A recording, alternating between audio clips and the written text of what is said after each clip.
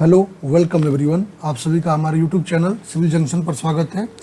हम आप लोगों के लिए यूपी ट्रिपल एससी के द्वारा जो भी पेपर आपके कराए गए हैं, जितने भी जेई के पेपर हैं, उन सभी का बिल्कुल डिटेल्ड में आपको सॉल्यूशन प्रोवाइड कर रहे हैं। जिसमें से कुछ पेपर हमने आपको सॉल्व करा दिया, लगभग 4 पेपर सॉल्व करा दिया है। आज जो अपना पेपर देखने वाले हैं वो अपना UP housing development council JE का जो पेपर हुआ था 2022 में, उसका बिल्कुल डिटेल्ड में सॉल्यूशन देखने वाले हैं। एक एक करके एक क्वेश्चन के पीछे जो कॉन्सेप्ट्स हैं उनको पूरे डिटेल में देखेंगे। बाकी आप लोगों के लिए आपके एग्ज़ाम में ये क्वेश्चन बहुत ज़्यादा हेल्पफुल होंगे। आप लोगों को एक आइडिया लग जाएगा कि यूपी ट्रिपल एससी जो है किस रेंज के किस वेराइटी क्वेश्चन आपसे पूछता है। तो चलिए आज के पेपर स्टार्ट करते हैं। इससे पहले एक अनाउंसमेंट आप लोगों के लिए कि जो भी students UP triple SC JE का एग्ज़ाम देने वाले हैं उनके लिए हमारी प्रीवियस ईयर की बुक विथ डिटेल सॉल्यूशन आपको अवेलेबल हो जाएगी, जिसमें आपको टोटल 9 पेपर का आपको डिटेल्ड सॉल्यूशन आपको देखने को मिलेगा। ठीक है, सॉल्यूशन आपको इंग्लिश में देखने को मिलेगा। बाकी यदि हम बात करते हैं आपका, तो उस आपके बुक में QR कोड भी दिया रहेगा, जिससे आप लोग डायरेक्ट जो है अपने वीडियो पर एंटर कर सकते हैं इस QR कोड के थ्रू। जहाँ पर आपको प्रॉब्लम हो कि ये क्वेश्चन समझ में नहीं आ रहा है, आप लोग वीडियो से देख करके अपना सॉल्व कर सकते हैं। ये आपका पहली बार ऐसी बुक है जो वीडियो सॉल्यूशन से डिटेल में आपको आ रही है मार्केट में। बाकी यदि हम बात करते हैं अपने यूपी ट्रिपल एससी के टेस्ट सीरीज की, तो वो भी हम लोग लॉन्च कर रहे हैं आपका, जिसमें आपका टोटल नंबर ऑफ टेस्ट की यदि हम बात करते हैं तो 150 टेस्ट होंगे, जिसमें 10 आपके फुल लेंथ होंगे, 131 सब्जेक्ट वाइज होंगे। ठीक है, और आपके प्रीवियस ईयर के जो क्वेश्चन हैं उनको एज ए प्रैक्टिस टेस्ट आपको मिल जाएगा। और UP triple SC JE PYQ जो बुक है उसकी ई बुक भी आपको फ्री में वहाँ पर मिल जाएगी। ठीक है, टेस्ट आपका इंग्लिश और हिंदी दोनों लैंग्वेज में होगा। चलिए अब स्टार्ट करते हैं अपने आज के पेपर को। तो यहाँ पर हमने सब्जेक्ट वाइज कैटेगराइजेशन भी कर दिया है। तो पहला क्वेश्चन हमारा सर्वेइंग से है। क्वेश्चन क्या कह रहा है अपना, कह रहा है alidade used in plane table surveying is used for. कह रहा है जो हमारा प्लेन टेबल सर्वेइंग है उसमें जो एलिडेड यूज करते हैं वो किसके लिए यूज करते हैं, सेंटरिंग के लिए, लेवलिंग के लिए, अप्रोक्सीमेट ओरिएंटेशन के लिए, या आपका साइटिंग द ऑब्जेक्ट्स, मतलब ऑब्जेक्ट की साइटिंग करने के लिए। अब यदि हम एलिडेड की बात करते हैं, एलिडेड क्या होता है, तो एलिडेड एक प्रकार का एक ऐसा इंस्ट्रूमेंट होता है जिसका यूज हम अपने ऑब्जेक्ट को बाइसेक्ट करने के लिए, रेज को ड्रॉ करने के लिए, ठीक है, आपका जो है डायरेक्शन लाइन बताने के लिए अपना प्लेन टेबल में यूज करते हैं। ठीक है, अब एलिडेड की यदि हम बात करते हैं तो इसमें एक साइड जो है आपका वो बेवेल्ड होता है। ठीक है, देखिए ये साइड हमारा बेवेल्ड होता है। ठीक है, अब बेवेल्ड साइड जो अपना साइड जो होता है उसका यूज हम अपने सीट पर लाइन ऑफ साइट को ड्रॉ करने के लिए करते हैं। ठीक है, ये आपका बेवेल्ड जो आपका एज होता है इसको हम वर्किंग एज या फिडुशियल एज भी कहते हैं। अब यहाँ पर जो आपकी जो है ग्रेजुएशन की गई होती है, मार्किंग की गई होती है आपकी mm और सेंटीमीटर में। ठीक है, अब यदि हम बात करते हैं एलिडेड की, तो अपने एलिडेड भी 2 प्रकार के होते हैं। एक होता है हमारा प्लेन एलिडेड और एक होता है आपका टेलीस्कोपिक एलिडेड। यदि हम बात करते हैं प्लेन एलिडेड की, तो प्लेन एलिडेड जो हमारा होता है वो मेटल मतलब ब्रास का या वुडन रूलर का भी बना होता है। ठीक है, जिस पर आपका 50 to 60 सेंटीमीटर लेंथ होती है। ठीक है, वो मार्किंग भी वहाँ पर की गई होती है। ठीक है, 2 वेन्स होते हैं एंड्स पर, देखिए दोनों एंड्स पर वेन्स हैं। एक को हम कहते हैं साइट वेन्स और दूसरा होता है हमारा ऑब्जेक्टिव वेन। ठीक है, अब यदि हम बात करते हैं टेलीस्कोपिक एलिडेड की, तो ये एलिडेड जो है वहाँ पर रिक्वायर्ड होते हैं, वहाँ पर यूज होते हैं जहाँ पर आपकी साइटिंग इंक्लाइंड है। ठीक है, इसमें क्या होता है, तो इसमें आपका एक टेलीस्कोप बना होता है जिसके ऊपर क्या होता है, लेवल ट्यूब लगा होता है, और आपका हॉरिजॉन्टल एक्सिस पर ग्रेजुएटेड रिंग होती है जो कि आपका एक्यूरेट और क्विक रिजल्ट को प्रोवाइड करता है। ये आपका हायर एक्यूरेसी देता है। ठीक है, और मोर रेंज ऑफ साइट आपको देता है। ये अपना हुआ टेलीस्कोपिक एलिडेड। आप लोग देख रहे हैं ये हमारा क्या है, ये हमारा टेलीस्कोप है, उसके ऊपर क्या लगा है, एक बबल ट्यूब। ये बबल ट्यूब ही आपको बताएगा कि आपकी लेवलिंग सही है या नहीं है, तो इससे हम लोग अपना बबल ट्यूब से कर देते हैं। बाकी आप देख सकते हैं आपका ये क्या है, रिंग है। अब इसी रिंग पर आपकी जो मार्किंग लगी हुई है इससे आप लोग एंगल को बता सकते हैं। ठीक है, कितने इंक्लिनेशन है इस पर आप लोग बता सकते हैं, ये वर्टिकल सर्कल पे। ठीक है, तो अब क्वेश्चन क्या था हमारा, क्वेश्चन ये था कि हमारे पास जो एलिडेड होता है प्लेन टेबलिंग में, उसको जो है हम किसके लिए यूज करते हैं, तो हम यूज करते हैं अपने ऑब्जेक्ट की साइटिंग के लिए। तो option number D is correct. तो देखिए आप लोग बिल्कुल डिटेल में आपको सॉल्यूशन ऐसे ही मिलेगा। अगला क्वेश्चन क्या कह रहा है आपका, टोपोग्राफिक मैप रिप्रेजेंट्स। कह रहा है कि टोपोग्राफिक जो मैप होता है वो किसको रिप्रेजेंट करता है, only natural features of the earth. कह रहा है कि अर्थ जो है हमारी उसे केवल नेचुरल फीचर्स को, only man made features of the earth कह रहा है कि अर्थ पर जो है मेन मेड फीचर्स होते हैं केवल उनको।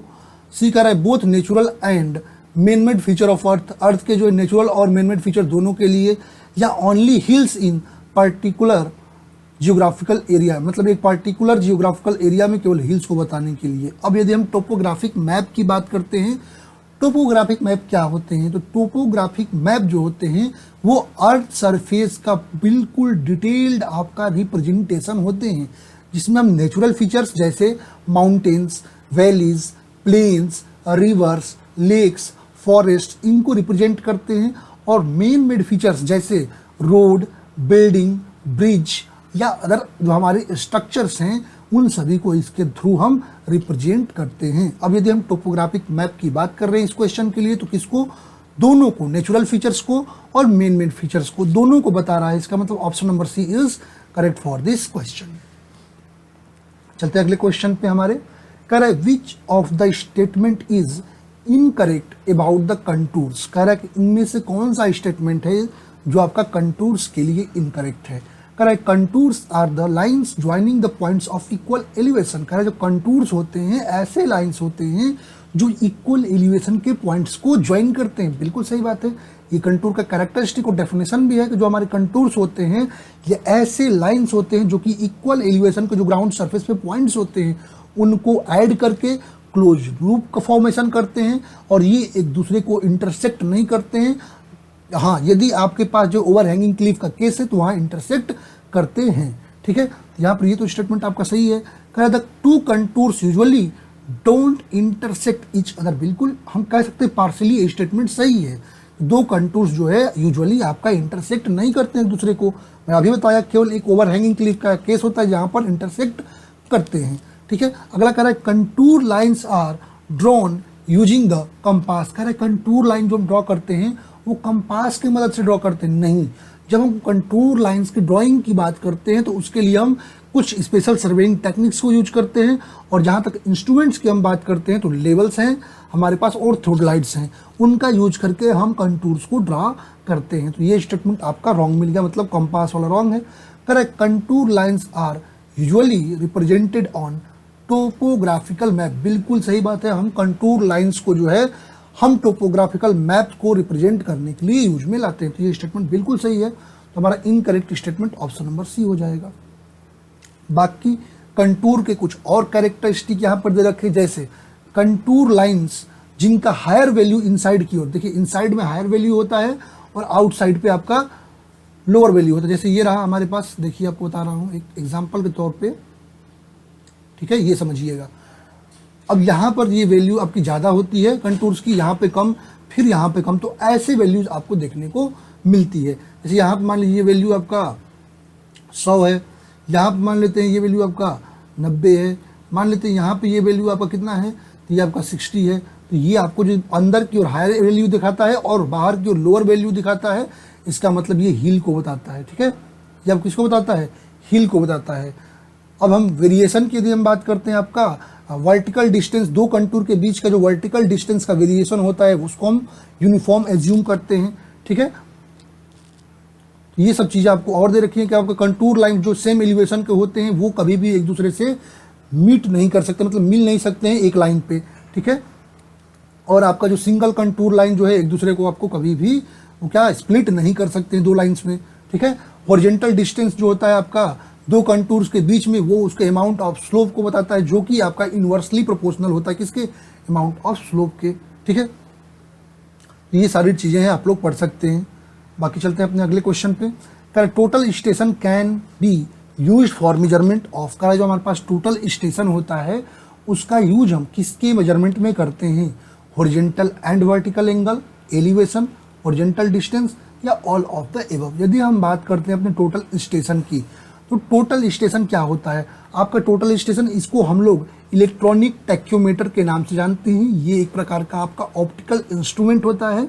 ठीक है, जो कि आपका कॉम्बिनेशन होता है आपका इलेक्ट्रॉनिक थोडेलाइट, जो कि इलेक्ट्रॉनिक थोडेलाइट की यदि हम बात करते हैं वो क्या मेजर करता है आपका हॉरिजॉन्टल एंड वर्टिकल एंगल, और आपका किसका कॉम्बिनेशन होता है आपका इलेक्ट्रोमैग्नेटिक डिस्टेंस मेजरमेंट डिवाइस का, जो कि आपका स्लोप डिस्टेंसेस को मेजर करता है। और यहाँ पर जो बोर्ड लगा होता है ऑन बोर्ड पे जो है आपका, वो क्या करता है, जो हमारी रॉ डाटा होती है उसको ऑब्जर्व करके 3 डायमेंशनल कोऑर्डिनेट में, यहाँ पर स्क्रीन पर जो है यहाँ पर 3 डायमेंशनल कोऑर्डिनेट में आपके डाटा को रिप्रेजेंट कर देता है। ठीक है, इसका मतलब टोटल स्टेशन की यदि हम बात करते हैं तो आपका सर्वे में आपका एक्चुअल पोजीशन को भी बता रहा है। ठीक है, और इंस्ट्रूमेंट आपका जो है नोन पॉइंट्स को बता रहा है एब्सोल्यूट टर्म में, तो ये सब चीज़ें ये आपका बताता है। ठीक है, स्लोप डिस्टेंस भी कैलकुलेट कर रहा है। अब स्लोप डिस्टेंसेस आपका हॉरिजॉन्टल डिस्टेंस को बताते हैं या डिफरेंस लेवल को बताते हैं। यहाँ पर यदि हम बात करते हैं सभी ऑप्शन आपके क्या हैं, सही है, all of the above. Next question हमारा क्या कह रहा है, कह रहा है the minimum number of satellites which are required to the visible from a place for its accurate position determination are. कह रहा है आपका जो है किसी भी एक एक्यूरेट पॉइंट के पोजीशन को, एक प्लेस के पोजीशन को जो कि आपका विजिबल है, ठीक है, बताने के लिए आपको मिनिमम कितने नंबर ऑफ सैटेलाइट्स की रिक्वायरमेंट होती है। अब यदि हम बात करते हैं ग्लोबल पोजिशनिंग सिस्टम की, तो आपकी ग्लोबल पोजिशनिंग सिस्टम यदि हम जिसको जीपीएस कहते हैं, ये आपका एक all weather radio navigation system होता है।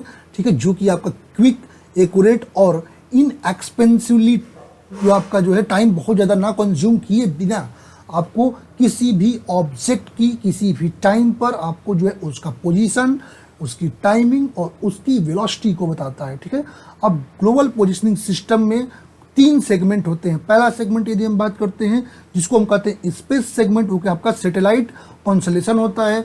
दूसरा सेगमेंट यदि हम बात करते हैं जिसको हम कहते हैं ऑपरेशनल कंट्रोल सेगमेंट, जो कि आपका ग्राउंड कंट्रोल मॉनिटरिंग नेटवर्क को बताता है। और तीसरा हमारा जो होता है वो होता है आपका इक्विपमेंट, यूजर इक्विपमेंट सेगमेंट, जो कि आपका जो यूजर रिसीव कर रहे हैं अपना डाटा उसको कहते हैं। ठीक है, तो ये 3 सेगमेंट, इस पे भी क्वेश्चन पूछता है ग्लोबल पोजिशनिंग सिस्टम में कौन कितने सेगमेंट हैं, तो 3 सेगमेंट हैं। कौन कौन से हैं, तो आपका एक हमारा सेगमेंट अभी बताया स्पेस सेगमेंट, दूसरा हमारा जो ऑपरेशनल कंट्रोल सेगमेंट और तीसरा हमारा यूजर इक्विपमेंट सेगमेंट। 3 सेगमेंट आपको याद रखनी है। अब यदि मैं बताता हूँ कैरेक्टरिस्टिक की, यदि हम बात करते हैं जीपीएस की, क्या क्या कैरेक्टरिस्टिक हम देखने को मिलता है, तो किसी भी यदि आपका स्टेशनरी ऑब्जेक्ट है, कोई आपका स्टेशनरी ऑब्जेक्ट है, तो उसके लिए कम से कम 3 सैटेलाइट्स की रिक्वायरमेंट होती है। कोई हमारे पास यदि मूविंग ऑब्जेक्ट है, तो मूविंग ऑब्जेक्ट के लिए आपको 4 नंबर ऑफ सैटेलाइट, जो 4 नंबर ऑफ मिनिमम सैटेलाइट्स की रिक्वायरमेंट होती है। ठीक है, अब किसी भी ऑब्जर्वर द्वारा, ठीक है, जो ऑब्जर्वर है वो ग्राउंड के पोजीशन को अपने ऑर्बिट सैटेलाइट के माध्यम से अपना डिटरमाइन करता है। ठीक है, इसमें एटॉमिक क्लॉक जो होता है वो सैटेलाइट में फिक्स होता है, जो कि आपका पोजीशनिंग को बताता है सैटेलाइट के, जिससे हम ट्रेवल टाइम जो होता है उसको डिटरमाइन कर सकते हैं। यदि एब्सोल्यूट पोजीशनिंग की बात करते हैं तो उसकी एक्यूरेसी 1 सेंटीमीटर टू 50 सेंटीमीटर आपकी होती है, जो कि आपका डिपेंड करता है कि आपका सैटेलाइट का हेल्थ कैसा है। मतलब सैटेलाइट के हेल्थ को भी चेक करते हैं किस कंडीशन में आपका सैटेलाइट है। यदि हम बात करते हैं तो आपका कोई भी मूविंग ऑब्जेक्ट के लिए कम से कम 4 आपके जो है वो आपके सैटेलाइट्स की जरूरत पड़ती है। तो ऑप्शन नंबर बी यहाँ पर क्या हो जाएगा, करेक्ट हो जाएगा। चलते हैं अगले क्वेश्चन पे। अगला क्वेश्चन क्या कह रहा है आपका, कह रहे विच of the following scale is the largest one. कह रहे इनमें से कौन सा ऐसा स्केल है जो लार्जेस्ट है। अब देखिए, हमको लार्जेस्ट स्केल बताने के लिए आपको एक चीज याद होना चाहिए। ठीक है, यदि smaller is the RF, largest is the scale. यदि आपका आरएफ स्मॉलर आ रहा है, इसका मतलब आपका स्केल लार्जर होगा। ये आपको ध्यान देने वाली बात होती है। अब आरएफ का, अब अच्छा कई बच्चों को कन्फ्यूजन होती है, आरएफ आपका स्मॉलर कैसे होगा। चलिए इस क्वेश्चन के थ्रू देख लेते हैं। अब यहाँ पर आरएफ आपका कितना दे रखा है, 1/40,000 दे रखा है। यहाँ पर आरएफ कितना दे रखा है, 1/4000 दे रखा है। यहाँ पर 1 सेंटीमीटर इक्वल टू 100 मीटर। आपको पता है कि 1 मीटर में कितना सेंटीमीटर, आप क्या दे रखा है, 1 सेंटीमीटर इक्वल टू दे रखा है आपका कितना, 100 मीटर दे रखा है। ठीक है, 100 मीटर दे रखा है। जब इसको आरएफ में कन्वर्ट करेंगे तो क्या हो जाएगा, 1 सेंटीमीटर अपॉन 100 मीटर। अब आपको पता है कि 1 मीटर में कितना सेंटीमीटर होता है, आपको 100 सेंटीमीटर होता है। तो यहाँ पर कितना हो जाएगा, 1/100 इंटू 100 करेंगे, ये आपको 1/10,000, तो ये भी आपका आ रहा है। अब यहाँ पर क्या लिखा है, 1 mm इक्वल टू 50 मीटर। तो यहाँ पर भी आप निकाल सकते हैं, आरएफ निकालिए इसका। यदि हम आरएफ की बात करते हैं तो कितना आ जाएगा, 1 mm मतलब 1 mm में 1000 आप कर लीजिए आपका। ठीक है, तो कितना हो जाएगा, 1/50,000। अब यहाँ पर एक चीज़ आपको देखने को मिल रही है, क्या कहा मैंने, smaller is the RF, larger is the scale, मतलब जिसका डिनोमिनेटर आपको कम देखने को मिलता है। ठीक है, तो यहाँ पर यदि हम बात करते हैं सही ऑप्शन क्या मिल जाएगा, ऑप्शन नंबर बी में डिनोमिनेटर आपको कम देखने को मिल रहा है, ऑप्शन नंबर बी आपका लार्जर स्केल को बताएगा। ठीक है, ये आपको देखना होता है। नेक्स्ट क्वेश्चन क्या कह रहा है हमारा, कह the magnetic bearing of a line is south 28 degree 30 minute east, what will be the value of true bearing if magnetic declination is 70 degree 30 minute west. अब एक चीज, यदि स्टर्न मैग्नेटिक डेक्लिनेशन देता तो हम प्लस लेते, स्टर्न देता तो स्टर्न देता तो हम प्लस लेते, और वेस्टर्न देता है तो माइनस लेते हैं, किसके लिए, वेस्टर्न डेक्लिनेशन के लिए। ठीक है, अब हमारी क्वेश्चन क्या दे रखा है आपका, मैग्नेटिक बेरिंग आपको दे रखा है, डेक्लिनेशन दे रखा है, ट्रू बियरिंग इक्वल टू क्या हो जाएगा, ट्रू बियरिंग इक्वल टू हो जाएगा मैग्नेटिक बियरिंग प्लस माइनस होता तो आपको यही बता दिया, माइनस क्या होगा आपका वेस्टर्न डेक्लिनेशन, माइनस डेक्लिनेशन। अब यदि हम बात करते हैं क्या हो जाएगा यहाँ पर, तो आपका 151 डिग्री 30 मिनट माइनस डेक्लिनेशन की यदि हम बात करते हैं वेस्टर्न है तो माइनस लेंगे, स्टर्न होता तो हम प्लस लेते, 7 डिग्री 30 मिनट। यहाँ पर करेक्ट क्या आ जाएगा आपका, तो ये आ जाएगा 144 डिग्री, और आपको पता है 144 डिग्री किस में जाएगा, यदि हम क्वाड्रेंट को देखें, यहाँ पर क्वाड्रेंट को देखें तो 144 किस में जाएगा आपका, 90 से अबव है, 180 से कम है तो इसमें जाएगा, ये रहा ईस्ट। ठीक है, तो नॉर्थ, साउथ, ईस्ट और वेस्ट, इसका मतलब किसमें जाएगा, इसमें जा रहा है आपका, कितना हो जाएगा, साउथ 30 डिग्री, साउथ ये हो जाएगा कितना, साउथ 36 डिग्री 00 मिनट ईस्ट।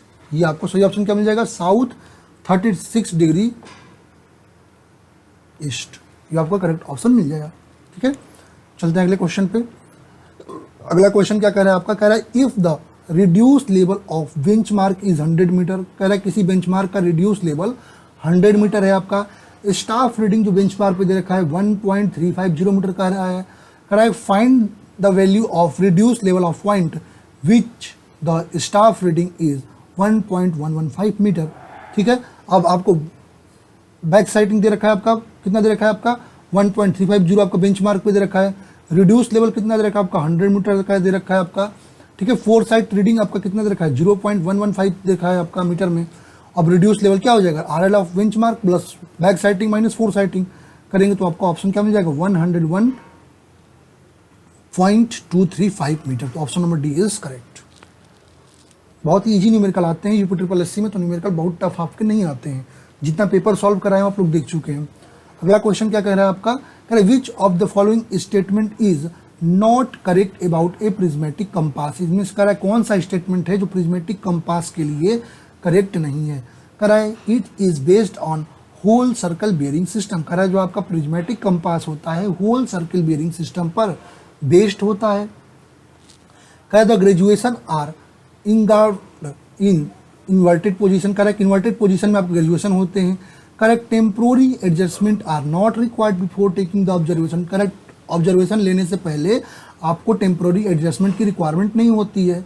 अगला correct object and readings can be seen simultaneously without moving the position of the eye, कह रहा है कि आई को बिना आई के पोजीशन को बिना मूव किए आपको कह रहा है कि ऑब्जेक्ट और रीडिंग दोनों को साइमल्टेनियसली आप ले सकते हैं। ठीक है, अब यदि हम बात करते हैं कुछ डिफरेंसेस का प्रिज्मेटिक कंपास और सर्वेयर कंपास में, यहाँ पर यदि हम बात करते हैं तो ये आपका स्मॉलर साइज में होता है, जिसका डायामीटर यदि हम बात करते हैं 85 to 110 mm होता है।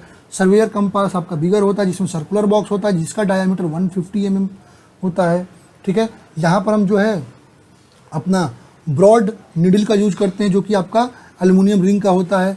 यहाँ पर हम एज बार का यूज करते हैं जो कि एक प्रकार का मैग्नेटिक निडल होता है जो कि आपका इंडेक्स के रूप में एक्ट करता है। ठीक है, यहाँ पर ऑब्जेक्ट की साइटिंग की बात करते हैं। ठीक है, और रीडिंग दोनों हम साइमल्टेनियसली करते हैं। यहाँ पर क्या करते हैं, पहले ऑब्जेक्ट की साइटिंग करते हैं, उसके बाद हम बेरिंग्स की रीडिंग लेते हैं। इस बॉक्स को क्या करते हैं, मूव करते हैं, जैसे जैसे बॉक्स को मूव करते हैं हमारी रीडिंग मिलती है। ठीक है, यदि हम बात करते हैं यहाँ पर तो आपको टेम्पोरी एडजस्टमेंट आपको जैसे सेंटरिंग, लेवलिंग, फोकसिंग करनी पड़ती है। यहाँ पर टेम्पोरी एडजस्टमेंट में आपको सेंटरिंग और लेवलिंग करनी होती है। यहाँ पर आपको ट्राईपोड की रिक्वायरमेंट नहीं होती, यहाँ पर ट्राईपोड एसेंशियल होता है। यहाँ पर आपका ग्रेजुएटेड जो है, जो ग्रेजुएशन है वो इन्वर्टेड होता है, क्योंकि आपका जो है हम प्रिज्म के थ्रू देखेंगे तो उल्टा दिखेगा। यहाँ पर ग्रेजुएशन जो होता है वो टॉप से देखते हैं, ठीक है। बाकी यदि हम बात करते हैं WCB, यहाँ पर यदि प्रिज्मेटिक कॉम्पास में बात करें तो रीडिंग हमारा किस में होता है, होल सर्कल बियरिंग में होता है, जो कि आपका 0 डिग्री एट साउथ और 90 डिग्री एट वेस्ट आपका होता है, 180 डिग्री आपका नॉर्थ पे होता है, 270 डिग्री ईस्ट पर। यहाँ पर आप लोग इस फिगर में देख सकते हैं। यहाँ पर यदि हम बात करते हैं तो यहाँ पर 0 डिग्री नॉर्थ पे होता है और साउथ पर 90 डिग्री होता है, ठीक है। ये क्वाड्रेंटल बियरिंग होता है यहाँ पर। अब यदि हम बात करते हैं कौन सा स्टेटमेंट यहाँ पर यदि हम बात करते हैं तो आपका इनकरेक्ट है, ठीक है। तो पहला स्टेटमेंट सही, दूसरा सही, तीसरा टेम्पोररी एडजस्टमेंट रिक्वायरमेंट होती है, तो ये आपका गलत स्टेटमेंट, तो यही आपका सही ऑप्शन हो जाएगा। चलते हैं अगले क्वेश्चन पे। Correct, consider the following statement about vernier theodolite and choose the correct option. Correct, यहाँ पर वर्नियर थियोडोलाइट के लिए कुछ आपके स्टेटमेंट दे रखे हैं, आपको करेक्ट स्टेटमेंट आपको बताना है कौन सा इसमें से होगा, ठीक है। क्या कह रहा है, the list count of the vernier scale is 20 second. कह रहा है वर्नियर स्केल का लिस्ट काउंट 20 सेकेंड होता है। कह रहा है आपका जो है method of repetition is used for measurement of vertical angles. कह रहा है वर्टिकल एंगल के मेजरमेंट के लिए हम आपका मेथड ऑफ जो है आपका रिपीटेशन यूज करते हैं। अब यदि हम बात करते हैं वर्नियर थियोडोलाइट की, इसको हम लोग क्या कहते हैं, इसको हम आपका ट्रांजिट थियोडोलाइट भी कहते हैं, ठीक है। क्यों इसको हम कहते हैं आपका ट्रांजिट थियोडोलाइट, इसको क्यों कहते हैं, क्योंकि इसमें हम क्या कर सकते हैं, अपने आपका वर्टिकल प्लेन में जो हॉरिजॉन्टल एक्सिस होता है उसको हम क्या कर सकते हैं, ट्रांजिट कर सकते हैं, मतलब रोटेट कर सकते हैं, ठीक है। और यदि लिस्ट काउंट की यदि हम बात करते हैं तो इसकी लिस्ट काउंट जो है 10 सेकंड से लेकर 20 सेकंड तक होती है, ठीक है। ये आपका डिपेंड करता है कि आप किस प्रकार का वर्नियर जो है यूज करते हैं। मोस्ट जनरली हम कितना लेते हैं, 20 सेकंड आपका लिस्ट काउंट लेते हैं, ठीक है। और यदि हम बात करते हैं मेथड ऑफ रिपीटेशन या रिट्रेशन की, तो इसके मेथड का यूज करके हम हॉरिजॉन्टल एंगल को मेजर करते हैं, ना कि हम अपना जो है वर्नियर थियोडोलाइट में इसका यूज करते हैं। तो यहाँ पर सही ऑप्शन क्या हो जाएगा, ओनली वन। ओनली वन मतलब पहला स्टेटमेंट केवल आपका करेक्ट है, वर्टिकल एंगल यूज नहीं करते हैं उसके लिए। अगला क्वेश्चन अपना BMCT से स्टार्ट हो रहा है। कह रहा है विकाट अपैरेटस इज यूज्ड फॉर। कह रहा है जो हमारा विकाट अपैरेटस होता है किसके लिए यूज करते हैं। अब विकास अपैरेटस का यदि IS कोड पूछे तो किसमें दे रखा है, IS 5513/1996 में दे रखा है। विकाट अपैरेटस की यदि हम बात करते तो एक प्रकार का एक पेनिट्रेशन डिवाइस होता है, जिसका यूज हम अपने सीमेंट की कुछ प्रॉपर्टीज को चेक करने में, डिटरमाइन करने में करते हैं, जिसके द्वारा हम क्या कर सकते हैं, अपना initial setting time, final setting time, ठीक है, कंसिस्टेंसी, जो स्टैंडर्ड कंसिस्टेंसी होता है उसको मेजर कर सकते हैं। तो इन सब में यूज में आता है, ठीक है। यदि हम इनिशियल सेटिंग टाइम की बात करते हैं तो उसके लिए विकाट अपैरेटस में आपको क्या होता है, नीडल दिया होता है। फाइनल सेटिंग टाइम के लिए कॉलर लगा होता है, उससे हम फाइनल सेटिंग टाइम जो है अपना निकाल सकते हैं, ठीक है। बाकी प्लंजर से हम क्या कर सकते हैं, स्टैंडर्ड कंसिस्टेंसी निकाल सकते हैं। तो ये रहा आपका, ठीक है। तो यहाँ सही ऑप्शन क्या हो जाएगा आपका, बोथ ऑफ द एबव, ठीक है, बोथ ऑफ द एबव। चलते हैं अगले क्वेश्चन पे। कर the standard sand used in compressive strength test of cement is known as. कह रहा है जो सीमेंट में हम कंप्रेसिव स्ट्रेंथ टेस्ट को अपना डिटरमाइन करने के लिए जो स्टैंडर्ड सैंड यूज करते हैं कौन सा होता है, fine sand, coarse sand, Portland sand या इनोर सैंड। यदि हम कोडल प्रोविजन के अकॉर्डिंग जाते हैं तो हमारा जो इनोर सैंड होता है उसका यूज हम अपने सीमेंट की कॉम्प्रेसिव स्ट्रेंथ को फाइंड करने के लिए करते हैं, ठीक है। इनोर सैंड जो होता है ये तमिलनाडु का एक इनोर जगह है, वहाँ पर आपको मिलता है, ठीक है, इसलिए इसको इनोर सैंड भी कहते हैं। इसका यूज हम सीमेंट मोर्टार बनाने में करते हैं। यदि हम बात करते हैं आपका जो स्टैंडर्ड सैंड होता है इनोर सैंड में, वो आपका क्वार्ट्ज कलर का या लाइटी ग्रे या वाइटिस वैरायटी का होता है, जो कि आपका सिल्ट फ्री होता है, यहाँ पर कोई सिल्ट आपको नहीं मिलता है, ठीक है। ये आपका जो आपका ऑर्गेनिक इम्प्योरिटीज़ हैं उनसे आपका फ्री होता है, ठीक है। इसका यूज हम सीमेंट के स्टैंडर्ड कॉम्प्रेसिव स्ट्रेंथ टेस्ट को फाइंड करने के लिए करते हैं, ठीक है। हम क्या करते हैं, सीमेंट मोर्टार जो बनाते हैं अपने टेस्ट के लिए वो 1:3 के रेशियो से आपका सीमेंट सैंड रेशियो से बनाते हैं, ठीक है। और आपका कॉम्प्रेसिव स्ट्रेंथ पता है, क्यूब टेस्ट करते हैं। तो यहाँ सही ऑप्शन क्या हो गया आपका, Ennore sand, option number D is correct. Next question हमारा क्या कह रहा है, कह the maximum value of expansion allowed in soundness test of cement. इसका है सीमेंट का जब साउंडनेस टेस्ट करते हैं तो मैक्सिमम एक्सपेंशन कितना अलाउड होता है, 5 mm, 10 mm, 20 mm या 25 mm। अब यदि हम साउंडनेस की बात करते हैं, साउंडनेस क्या बताता है? साउंडनेस जो हम बताता है, लाइम्स की यदि क्वांटिटी है आपके सीमेंट में, तो ये क्या करता है, उसके वॉल्यूम चेंज को, साउंडनेस एक्चुअली वॉल्यूम चेंज को बताता है किसी भी चीज़ में, ये नहीं केवल सीमेंट में, किसी भी चीज़ में जो वॉल्यूम चेंज होता है उसको कौन बताता है? साउंडनेस बताता है। अब सीमेंट में यदि हम बात करते हैं तो आपका लाइम होता है, आपका तो सिलिका होता है, तो ये सब आपको बताते हैं साउंडनेस को। अब साउंडनेस की यदि हम बात करते हैं तो अपना जो ऑर्डिनरी पोर्टलैंड सीमेंट होता है, पोर्टलैंड पोजलाना सीमेंट जो होता है हमारा, ठीक है, उसके लिए 10 mm आपको IS कोडल प्रोविजन में दे रखा है। कहाँ पर दे रखा है आपका? IS 148911 1991 में यदि आप जाएंगे तो वहाँ पर स्टैंडर्ड स्पेसिफिकेशंस दे रखे हैं। OPC के लिए मैक्सिमम एक्सपेंशन आपका 10 mm का, रैपिड हार्डनिंग का 10 mm, लो हीट सीमेंट का 10 mm, आपका सुपर सल्फेटेड का 5 mm, तो बाकी 10 है, दो आपको 5 mm की याद करनी है। पोर्टलैंड पोजलाना के लिए आपको 10 mm, PSC के लिए आपका जो है 10 mm, आपका हाई एल्यूमिना सीमेंट के लिए आपका 5 mm। यहाँ पर किसके लिए पूछ रखा है आपका क्वेश्चन में? तो आपका साउंडनेस टेस्ट सीमेंट का पूछ रखा है, तो हम कितना लेते हैं? 10 mm जनरली। नेक्स्ट क्वेश्चन क्या कह रहा है आपका? कह रहा है the frog of the brick in the brick masonry is generally kept on. कह रहा है जो ब्रिक मैसनरी में जो आपका ब्रिक का फ्रॉग होता है जनरली कहाँ रखते हैं? बॉटम सरफेस पे, टॉप सरफेस पे, बोथ ऑफ द एबव या नन ऑफ द एबव। अच्छा, फ्रॉग की यदि हम बात करते हैं, फ्रॉग क्या होता है?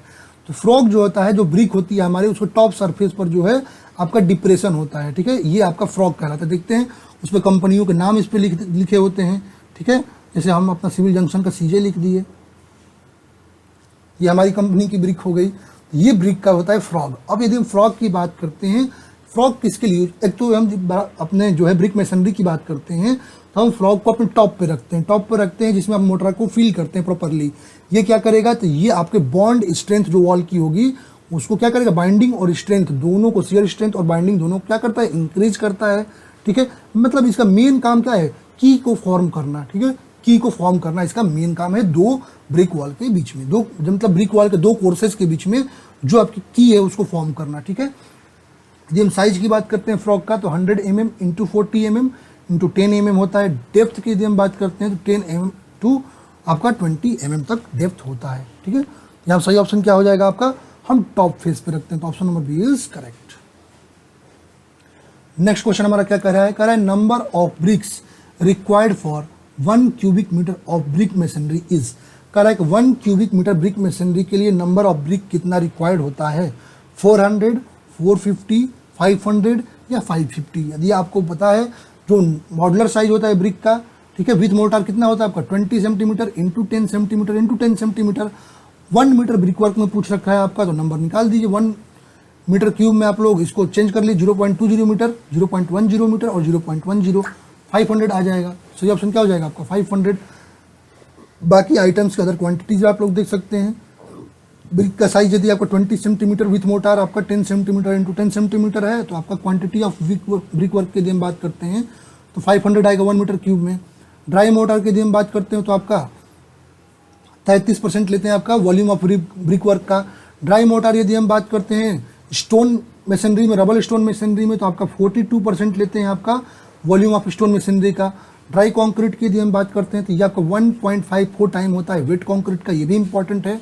ड्राई मोटार की यदि हम बात करते हैं तो ये आपका 1.25 टाइम्स होता है वॉल्यूम ऑफ वेट मोटार का, तो ये आप लोग सब इंपॉर्टेंट है, ठीक है। ड्राई मोटार 12 mm प्लास्टरिंग के लिए यदि हम बात करते हैं तो हम 2 cubic मीटर पर 100 स्क्वायर मीटर आपका प्लास्टरिंग एरिया में यूज करते हैं। तो ये आपको इंपॉर्टेंट चीज़ें थी, आप लोग ध्यान में रखेंगे। अगला क्वेश्चन क्या कर रहा है हमारा? कह रहा है minimum curing period for OPC in ordinary condition is. Correct, ordinary condition में जो अपना ऑर्डिनरी पोर्टलैंड सीमेंट है उसके लिए मिनिमम क्यूरिंग पीरियड कितना होता है? 3 डेज, 7 डेज, 14 डेज या 28 डेज। अब क्यूरिंग की यदि हम बात करते हैं, क्यूरिंग क्या होता है? क्यूरिंग एक ऐसा प्रोसेस होता है जिसमें हम क्या करते हैं कि एक सर्टेन पीरियड के लिए अपने सरफेस को, ठीक है, जो हम कंस्ट्रक्शन किए हैं अपने सरफेस को मॉइस्ट रखते हैं। इससे क्या होगा? इससे जो है आपका जो है ज़्यादा से ज़्यादा, देखिए केमिकल रिएक्शन ज़्यादा लंबा पीरियड तक होगा, मतलब आपका जितना रिक्वायरमेंट है केमिकल रिएक्शंस को आपका कंप्लीट होने के लिए उसके लिए टाइम पीरियड मिलेगा, जिससे आपका गेन ऑफ स्ट्रेंथ आपका बढ़ जाएगा, ठीक है। अब क्यूरिंग आपका बहुत ही इंपॉर्टेंट रोल प्ले करता है स्ट्रेंथ डेवलपमेंट में और कंक्रीट की ड्यूरेबिलिटी में, ठीक है। अब यदि हम बात करते हैं IS 456 2000 के अकॉर्डिंग यदि क्यूरिंग पीरियड्स की यदि हम बात करते हैं, ठीक है, तो क्यूरिंग आपका 7 डेज, ठीक है, नॉर्मल कंडीशन में 7 डेज यदि आपका टेम्परेचर मेंटेन है 10 डिग्री सेल्सियस पे, तो हम 7 डेज का अपना ऑर्डिनरी पोर्टलैंड सीमेंट के लिए क्यूरिंग करते हैं, ठीक है, ये आप लोग को ध्यान रखना है। और यदि हमारे पास कोई हैवी फुटिंग है, लार्ज पियर्स हैं, उनके लिए हम 14 डेज रखते हैं, ठीक है। यहाँ पर सही ऑप्शन क्या हो जाएगा आपका, तो आपका 7 days, option number B is correct. Next question हमारा क्या कह रहा है, कह रहा है bulking of sand is maximum if moisture content is about, कह रहा है आपका किस मॉइस्चर कंटेंट पर सैंड की जो हमारी जो है बल्किंग जो होती है वो आपकी मैक्सिमम होती है। अब यदि हम बात करते हैं बल्किंग ऑफ सैंड क्या होता है, तो बल्किंग ऑफ सैंड क्या होता है कि जब आपके सैंड का वॉल्यूम जो होता है वो आपका मॉइस्चर के कारण इंक्रीज हो जाता है, तो एक दूसरे पार्टिकल क्या करेंगे, एक दूसरे को धक्का देंगे, तो आपका वॉल्यूम ज़्यादा इंक्रीज दिखेगा, इसको हम कहते हैं बल्किंग ऑफ सैंड, ठीक है। वहाँ पर क्या होता है, एक फिल्म बन जाता है, आपके सैंड के पार्टिकल के ऊपर एक फिल्म बन जाता है, ठीक है। अब यदि हम बात करते हैं आपका इफेक्ट्स का क्या होता है, यदि हम बात करते हैं आपका मैक्सिमम बल्किंग ऑफ, यदि हम बात करते हैं सैंड, आपका 20 to 40% आता है 4 to 6% वाटर कंटेंट पर, इस पर आपको मैक्सिमम देखने को मिलता है, ठीक है। 12% पे तो ये आपका ओरिजिनल वॉल्यूम को रिटेन कर लेता है, 12% पे तो ओरिजिनल वॉल्यूम क्या होगा, कोलैप्स हो जाएगा, ओरिजिनल वॉल्यूम पे आ जाएगा, ठीक है। और जिसका मॉइस्चर कंटेंट 5% से कम है उसी को हम आपको उसी सैंड को जो है कंस्ट्रक्शन पर्पज में यूज में लाते हैं, ठीक है। और हम सैंड की बल्किंग के लिए बात करते हैं तो ये इन्वर्सली प्रोपोर्शनल होता है फाइननेस मॉडुलस का, इसका मतलब आपका साइज ऑफ पार्टिकल जितना ज़्यादा होगा फाइननेस मॉडुलस उतना ज़्यादा होगा, बल्किंग उतना डिक्रीज करेगा, ठीक है। यहाँ पर क्वेश्चन पे आते हैं, तो आपका यदि हम बात करते हैं कितना होता है मैक्सिमम, तो हम 6%, option C is correct. Next question क्या करें आपका, कह the class 7.5 designated bricks as per BIS have minimum average compressive strength, कह रहा है BIS कोड के अकॉर्डिंग जो है आपका ब्यूरो ऑफ इंडियन स्टैंडर्ड के अकॉर्डिंग जो आपका 7.5 जो ब्रिक को डेजिग्नेट किया गया है उसका कॉम्प्रेसिव स्ट्रेंथ एवरेज कितना आएगा। यहाँ पर क्लासिफिकेशन के अकॉर्डिंग देख सकते हैं, तो अच्छा ये पूछता है कितने क्लासीफाई किए गए हैं, ये भी याद रखना है आपको। 35 से लेकर 3.5 तक है, कितने हैं, 1 2 3 4 5 6 7 8 9 10 और 11 क्लासेस में ये भी पूछता है BIS के अकॉर्डिंग। बाकी ये बताना एवरेज कॉम्प्रेसिव स्ट्रेंथ बताना ईजी है, 35 के लिए 35 न्यूटन पर mm स्क्वायर, 30 के लिए 30 न्यूटन पर mm स्क्वायर, 25 के लिए 25 न्यूटन पर mm स्क्वायर। हाँ, इसको चेंज कर दे तो सेंटीमीटर में चेंज कर तो बात अलग है, क्वेश्चन ऐसे ही पूछता है आपका। 20 के लिए 20 हो जाएगा, 17 5 पॉइंट के 17 ऐसे ही सो ऑन आप लोग देख सकते हैं। हमारा को इसके लिए पूछ रखा है आपका 7.5 के लिए कितना हो जाएगा, 7.5 न्यूटन पर mm स्क्वायर, ये ऑप्शन आपका करेक्ट हो जाएगा ए। नेक्स्ट क्वेश्चन क्या करे आपका, कह the maximum water absorption for first class brick should not be more than following, कह रहा है जो हमारे पास फर्स्ट क्लास ब्रिक है उसके लिए मैक्सिमम वाटर एब्जॉर्प्शन है किससे ज़्यादा नहीं होना चाहिए, ठीक है। मैक्सिमम कितना है आपका 10%, 12.5%, 15% या 25%। हम क्लासिफिकेशन ऑफ ब्रिक की बात करते हैं अपने फील्ड प्रैक्टिस के अकॉर्डिंग, तो ये अपना फर्स्ट क्लास ब्रिक, ठीक है। फर्स्ट क्लास ब्रिक की यदि हम बात करते हैं, ठीक है, ये पूरी तरह से अच्छे से बर्न्ट ब्रिक होते हैं जो कि आपको डीप रेड कलर में देखने को मिलते हैं, ठीक है, या आपका चेरी कलर या आपका कॉपर कलर देखने को मिलता है। इसका सरफेस स्मूथ होता है, ठीक है, और आपका रेक्टेंगुलर होता है, और आपके एजेस की यदि हम बात करते हैं तो कॉर्नर्स में वो आपके शार्प होते हैं, ठीक है। ये ब्रिक की मोल्डिंग की यदि हम बात करते हैं तो टेबल मोल्डिंग की जाती है और बर्निंग किल्स में करते हैं, ठीक है। ये आपके फ्री होते हैं फ्लॉज से, क्रैक से, इन सबसे ये फ्री होते हैं। इनका टेक्सचर यदि हम बात करते हैं यूनिफॉर्म टेक्सचर होता है। यदि हम अपने नेल से, अपने फिंगर के नेल से यदि हम उसको स्क्रैच करें तो वहाँ पर जो है कोई इंप्रेशन देखने को नहीं मिलता है, ठीक है। यदि हम कोई फ्रैक्चर है तो फ्रैक्चर पे आपका जो है लाइम का लम्स देखने को नहीं मिलता है, ठीक है। दो ब्रिक्स को यदि हम ऐसे टकराएं तो अब आपका जो है स्टक करने पर आपको मेटालिक साउंड आता है। ये सारी इंपॉर्टेंट पैरामीटर्स हैं जो मैं आपको बता रहा हूँ, ठीक है। अब यदि हम बात करते हैं वाटर, कोल्ड वाटर में हम इसको इमर्ज करते हैं 24 आवर्स के लिए, वाटर एब्जॉर्प्शन आपको कितना आता है आपका 12 to 15% of its dry weight. यदि कॉम्प्रेसिव स्ट्रेंथ की बात करते हैं तो आपका greater than equal to 10.5 newton per mm square. Uses की बात करते हैं तो इसका यूज हम पॉइंटिंग में कर सकते हैं, ठीक है। जो मेसनरी स्ट्रक्चर है उसका एक्सपोज्ड फेस है उसमें यूज कर सकते हैं, फ्लोरिंग में कर सकते हैं, रेनफोर्स्ड ब्रिक वर्क में कर सकते हैं, तो इन सब में यूज कर सकते हैं, ठीक है। सेकेंड क्लास ब्रिक की यदि मैं बात करता हूँ, ये ब्रिक जो होते हैं ग्राउंड मोल्डिंग इनकी होती है, टेबल मोल्डिंग नहीं होती, इनकी ग्राउंड मोल्डिंग होती है, ठीक है। और इनका जो है हम बर्निंग भी किल्न्स में करते हैं। इसके भी अधिकतम रिक्वायरमेंट्स जो है फर्स्ट क्लास ब्रिक के अकॉर्डिंग ही होते हैं कलर वगैरह में, ठीक है। यहाँ पर जो स्मॉल क्रैक्स लेकिन आपको जो है परमिट होते हैं, हल्का सा डिटोरिएशन परमिट होता है यहाँ पर। वाटर एब्जॉर्प्शन आपका 16 to 20% ऑफ ड्राई वेट आता है। कॉम्प्रेसिव स्ट्रेंथ जो आता है ग्रेटर देन या equal to 7 Newton per mm square. और यदि यूजेस की बात करते हैं, सेकेंड क्लास ब्रिक जो है उसका यूज हम हिडन मेसनरी वर्क में करते हैं, सेंटरिंग में करते हैं, रेनफोर्स्ड ब्रिक में करते हैं, ठीक है, रेनफोर्स्ड कंक्रीट स्ट्रक्चर में भी करते हैं, ठीक है। थर्ड क्लास की यदि हम बात करते हैं तो ये आपका जो है ब्रिक जो है इनकी भी ग्राउंड मोल्डिंग करते हैं और इनकी बर्निंग हम क्लैम्प्स में करते हैं, ठीक है। ये आपके सॉफ्ट ब्रिक होते हैं जो कि आपका रेडिश येलो कलर में आपको देखने को मिलते हैं, ठीक है। ये आपके डल साउंड, दो ब्रिक को यदि ऐसे टक्कर करेंगे तो डल साउंड प्रोड्यूस करते हैं। इनकी वाटर एब्जॉर्प्शन होते हैं 25% बाई वेट होती है। इनका यूज हम टेम्प्रोरी स्ट्रक्चर में कर सकते हैं जहाँ पर हेवी रेनफॉल ना हो, ठीक है। और फोर्थ क्लास ब्रिक की यदि हम बात करते हैं, ये आपके बर्न्ट ब्रिक्स होते हैं जो कि आपका बहुत ज़्यादा शेप और साइज में डिस्टॉर्टेड हो जाते हैं, ठीक है। बहुत हाई बर्न्ट के कारण ये ऐसे ब्रिक जो है आपके शेप और साइज में आपके डिस्टॉर्ट हो जाते हैं, ठीक है। इनका यूज हम अपने फाउंडेशन में कर सकते हैं, आपका लाइम कंक्रीट में, रोड मेटल में कर सकते हैं। हमारा क्वेश्चन की यदि हम बात करते हैं, क्वेश्चन क्या था कि आपका वाटर एब्जॉर्प्शन आपका फर्स्ट क्लास ब्रिक का कितना होता है, तो आपका 15% बाई वेट आपको देखने को मिलेगा। नेक्स्ट क्वेश्चन क्या करे आपका, the minimum and maximum setting time of ordinary Portland cement is. कह रहा है ऑर्डिनरी पोर्टलैंड सीमेंट के लिए मिनिमम और मैक्सिमम सेटिंग टाइम कितना होता है। यदि हम ऑर्डिनरी पोर्टलैंड सीमेंट की यदि हम बात करते हैं तो ऑर्डिनरी पोर्टलैंड सीमेंट हमारा जो ओपीसी है उसके लिए आपके 3 ग्रेड्स दे रखे हैं आपको, तो एक ओपीसी 33, ओपीसी 43, ओपीसी 53, ठीक है, जिसके कॉम्प्रेसिव स्ट्रेंथ 28 डेज का लगभग जो है आपका रिस्पेक्टिवली 33, 43 और 53 होता है, ठीक है। अब यदि हम बात करते हैं इनिशियल सेटिंग टाइम आपका 30 मिनट से कम नहीं होना चाहिए और फाइनल सेटिंग टाइम आपका 10 आवर से ज़्यादा नहीं होना चाहिए। साउंडनेस इसका 5 to 10 mm के बीच में लाई करता है यदि हम ली चैटलियर मेथड का यूज करें तो। यहाँ पर क्या हो जाएगा आपका ऑप्शन नंबर ए, ठीक है, 30 and 60 minute respectively. Next question क्या कर रहा है हमारा, कह रहा है box compound composition of cement consist of. कह रहा है जो सीमेंट के कॉम्पोजिशन जो हमारे बोक्स कंपाउंड हैं, ठीक है, कौन कौन से होते हैं यही पूछ रखा है आपका। अब यदि हम बात करते हैं बोक्स कंपाउंड की तो कौन कौन से आपका ट्राई कैल्शियम सिलिकेट जिसको एलाइट कहते हैं, इसका कंपाउंड आपका 3CaOSiO2 फॉर्मूला C3S होता है और इसका एवरेज 40% होता है। डाई कैल्शियम सिलिकेट बेलाइट की यदि हम बात करते हैं तो इसका फॉर्मूला क्या होता है कंपाउंड का 2CaOSiO2 C2S कहते हैं, आपका 32% यहाँ पे एवरेज होता है आपका।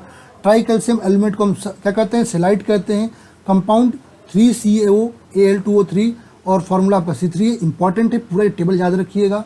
एवरेज आपका 10% रखते हैं।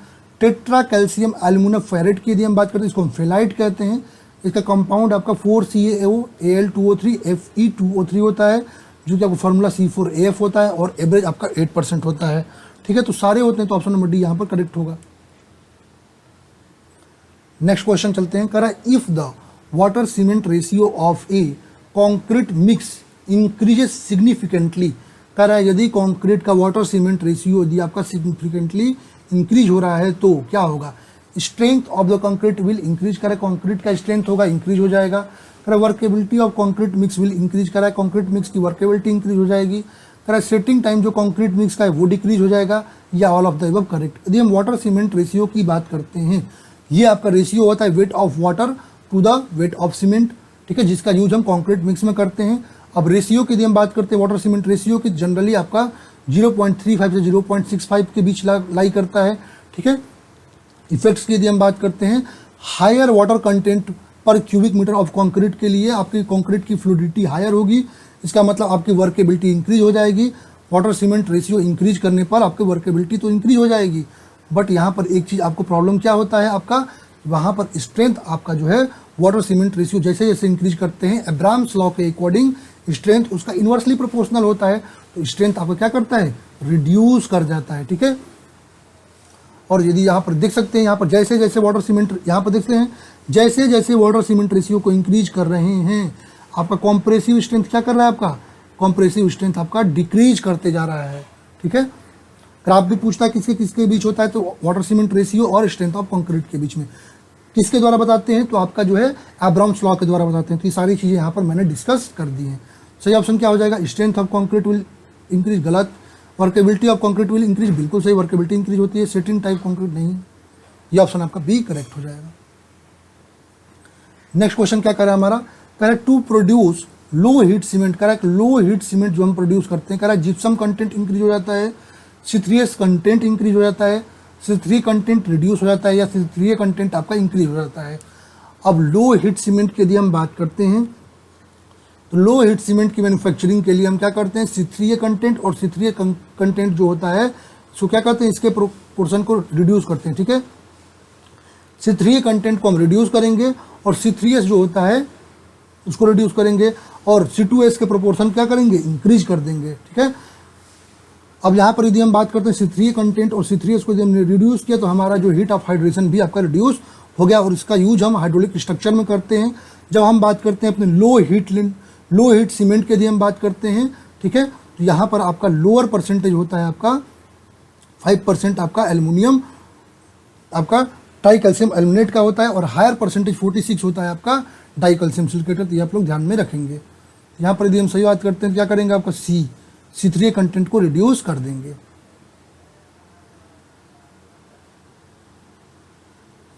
नेक्स्ट क्वेश्चन क्या कर रहा है आपका, कह रहा है with increase in moisture content the bulking option, अभी ऊपर बताया था कि 4 to 6% पे आपको मैक्सिमम, यहाँ 4 to 6% पर मैक्सिमम मिलती है, उसके बाद जो है अपने पोजीशन पर धीरे धीरे आ जाता है। इसका मतलब जैसे जैसे मॉइस्चर कंटेंट इंक्रीज करेंगे ये इंक्रीज करेगा, लेकिन एक पॉइंट के बाद से ये आपका डिक्रीज करने लगेगा। इसका मतलब पहले इंक्रीज करेगा उसके बाद ये डिक्रीज कर जाएगा। तो ऑप्शन बी करेक्ट।